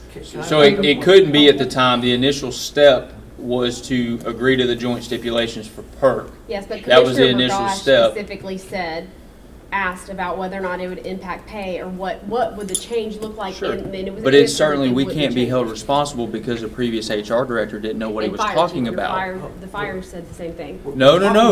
The fire chief said at this point in time, but these things could be potentially impacted in the future, for example, in negotiations. And here's where we are, of course, and it's something to certainly But are look the at. battalion chiefs still operating the same way they were in February 7th, 2019? I think I can clarify some of this real quick. So there's two separate discussions here. And I'm going to back up even further. So where this all originally came from was many years prior to any conversation that was had on the dais. Matter of fact, it was Turner who originally presented the fact, and quite frankly, I wouldn't have known anything about this unless the HR director at the time had a conversation with me and told me that, hey, by the way, I'm letting you know, the line battalion chiefs are probably misclassified. And actually, he did a big study at that time, do the audit every 3 years that you're required But he to do. did that based off of what he thought was going to be I a change understand. in the Well, law. I'm trying to clarify the video that we just saw. So this, us discussing exempt versus non-exempt status, it was done long before this, okay? So the people at the time, Kleiner actually knew that we were having this conversation because I have emails to show him, to show that that conversation was going on. What they were being questioned on was the fact, is the PERC ruling going to affect? The PERC ruling in itself does not affect that. The discussion with FLSA was happening long before that. So I think that there's a misconception here as to, he was asking, does the PERC deal have, is it gonna make force overtime, is it gonna change status? The PERC ruling does not what forces FLSA standards. No, I don't. But I think when Eric Kleiner was asked the question and said, because I've not seen that before, that video. I wasn't there that night. I'm not involved in this. I don't think he was trying to be deceiving at all. I think No. he answered the question honestly, I that did- right now, no, it has no impact. I think he was saying that they're exempt now, meaning exempt Sure. from the FLSA, and they're going to continue to be exempt after this petition is granted. I think that's what I think if I was sitting on the dais, that's how I would have felt. But the HR director gave me his opinion. They're exempt, and they'll continue to be exempt. And the manager, Right, and so- I heard the manager just now say, she doesn't expect you to say, oh, Eric Kleiner made this representation to Yeah. the commissioners, and so you're bound by it. No, I She's understand. not So that's saying why I was that, trying to but explain is but I she's understand your saying, this is position. the environment that we're dealing with. Right. Really, So- it's the law that determines whether they are or they aren't. It's nobody sitting here. Well, And I would hope that your lawyers would say, hey, you may or may not be, right? And we don't know. But Yeah, it's the law, but in terms of adherence to a job description, like the duties, it's based off the duties you're actually doing. Right. But you should adhere to your job description. The job description clearly has them as managerial. And so if they're operating in an operational because it capacity, says it, or because what their job duties say make them managerial? Because that's really what matters. correct. No, I'm asking, is it say it, or is it No, the it's job their duties job make duties. them managerial? Correct. And part of the executive exemption. Under FLSA, that's the way you feel, that's, Correct. that Have they you read read the that job way. description?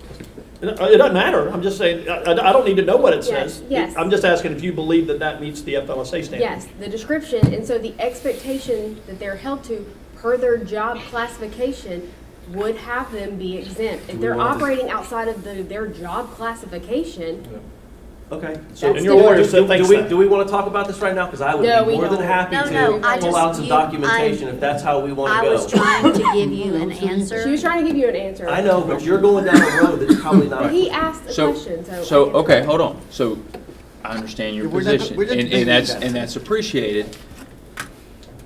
But what just occurred is been the point the entire time. We don't want to have this conversation publicly, okay? So we're going to sit back and entrust that you guys are going to do your thing and articulate it to one or two or three maybe individuals that need to some further education and go from there. If not, then we have no choice, no other recourse than to have those conversations here that are nice and recorded and people can listen to it and become educated at their very own leisure.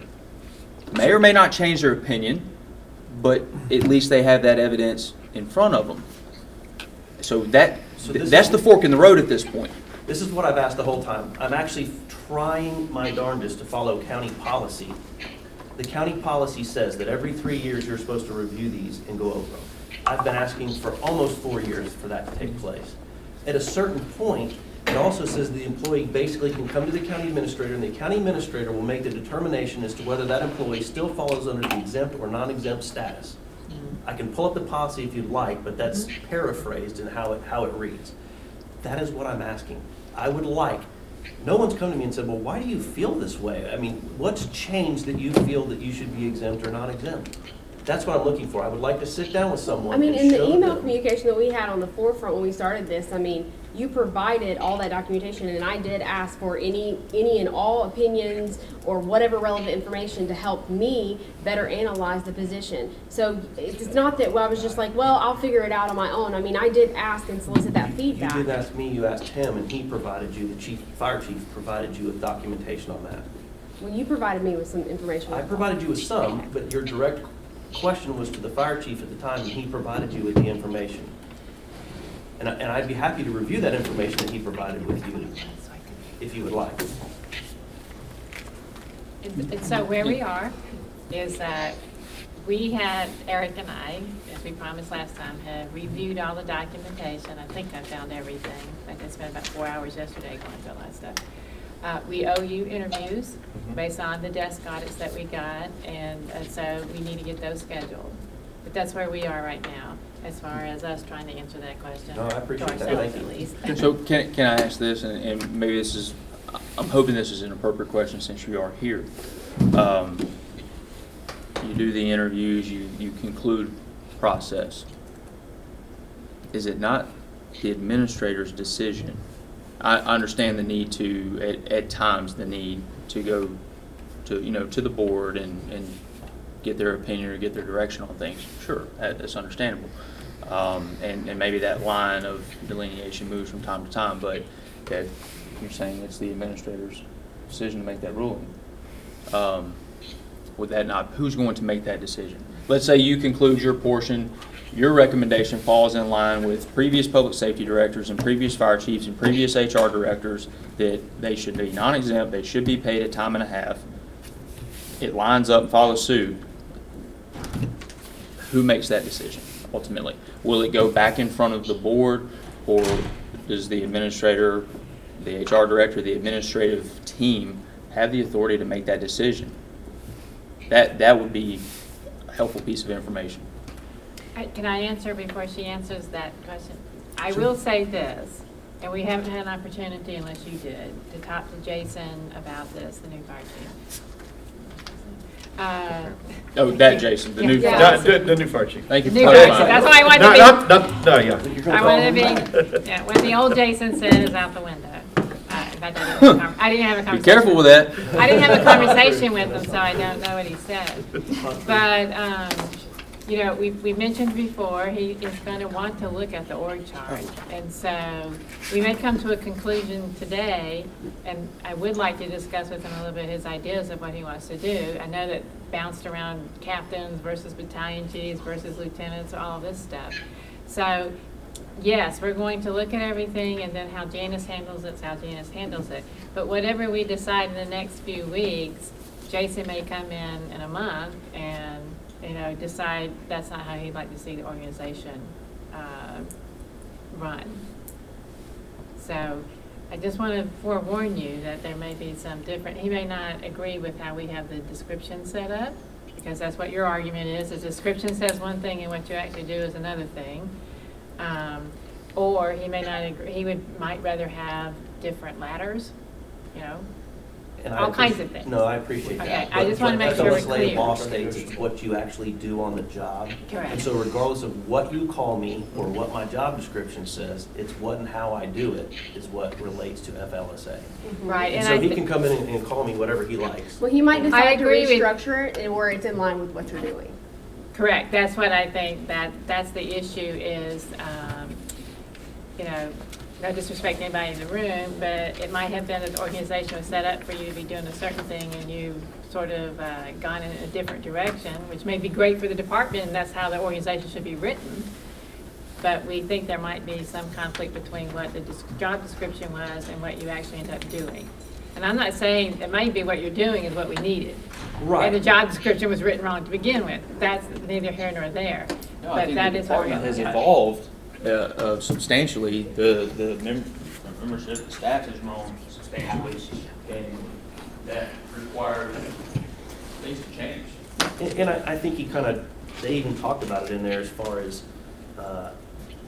Chief Nail did, and I believe, I forget who the other person was, but they actually differentiated supervisory versus who's management. They basically were going through exempt versus non-exempt status as they went through that explanation. And we certainly, by quote definition, the petition itself says we're supervisory. And so that's, anyhow, it's a much more in-depth conversation. Okay. But- I just want to make sure we're. No, all- I appreciate that, What- thank you. Yeah. Thank you. Okay. I know it's a hot topic for everybody. Well, it's simple. I mean, a time and a half overtime wasn't, on the table. Yeah, y'all are non-exempt. It's not a question. Nobody would care. So that becomes very frustrating. I know. It's an issue that will resolve itself, I'm sure, in the very near future. Okay, that's all that we have.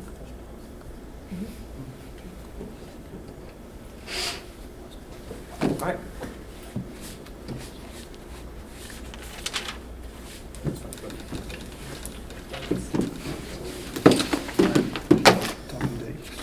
Yeah. Can we talk about coming back together? Dates. Yeah, sure.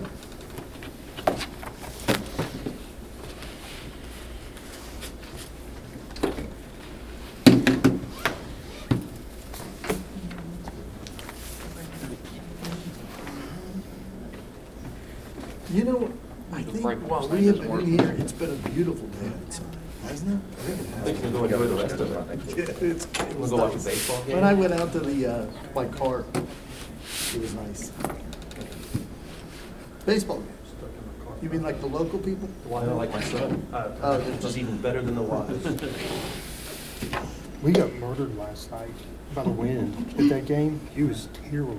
What's up with the wind? What else we trying? There's a high pressure system sitting Is off that, of yeah, North there's Carolina. wind advisories and, yeah, wow. It was nice because it wasn't like a million degrees outside, but we were getting now.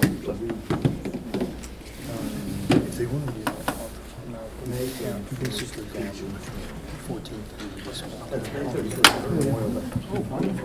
Yeah, so she's out.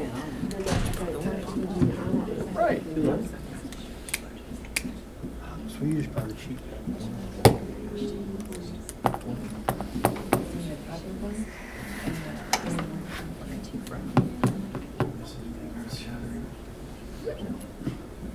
might be able to do June 7th.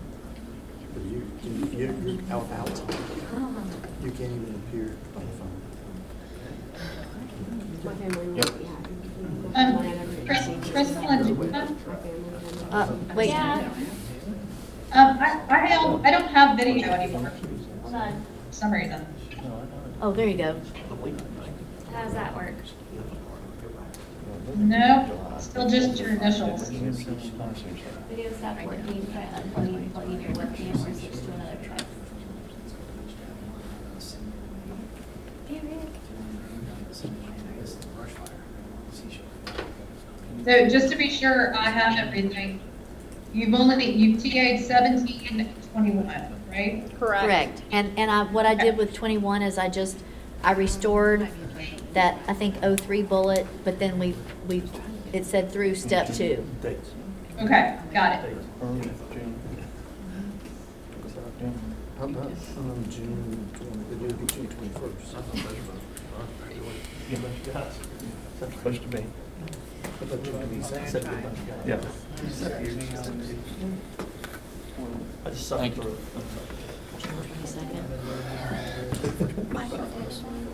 Tuesday. I mean, I could, if I had to, June 22nd. Can you see Yeah, I that can do on the this morning, I can do the morning of June 22nd. Just the morning? I could do just the morning. Okay. Like morning from between 8 to noon? 8 to noon. I could do 8 to noon. Adios, amigos. What, you said Tuesday, right? No. No. Do I have June the 22nd? I go out of town this. Tuesday, 9 o'clock? I go out of town here and get, I go out of town here. I'll send the calendar. Slightly. So basically, Oh, we're gonna do 14th it and 21st. 2 weeks. No, I'm gonna get him started. I don't care, do it all together, or do it one-on-one. Well, it's One-on-one. Yeah, they're gonna be here when they.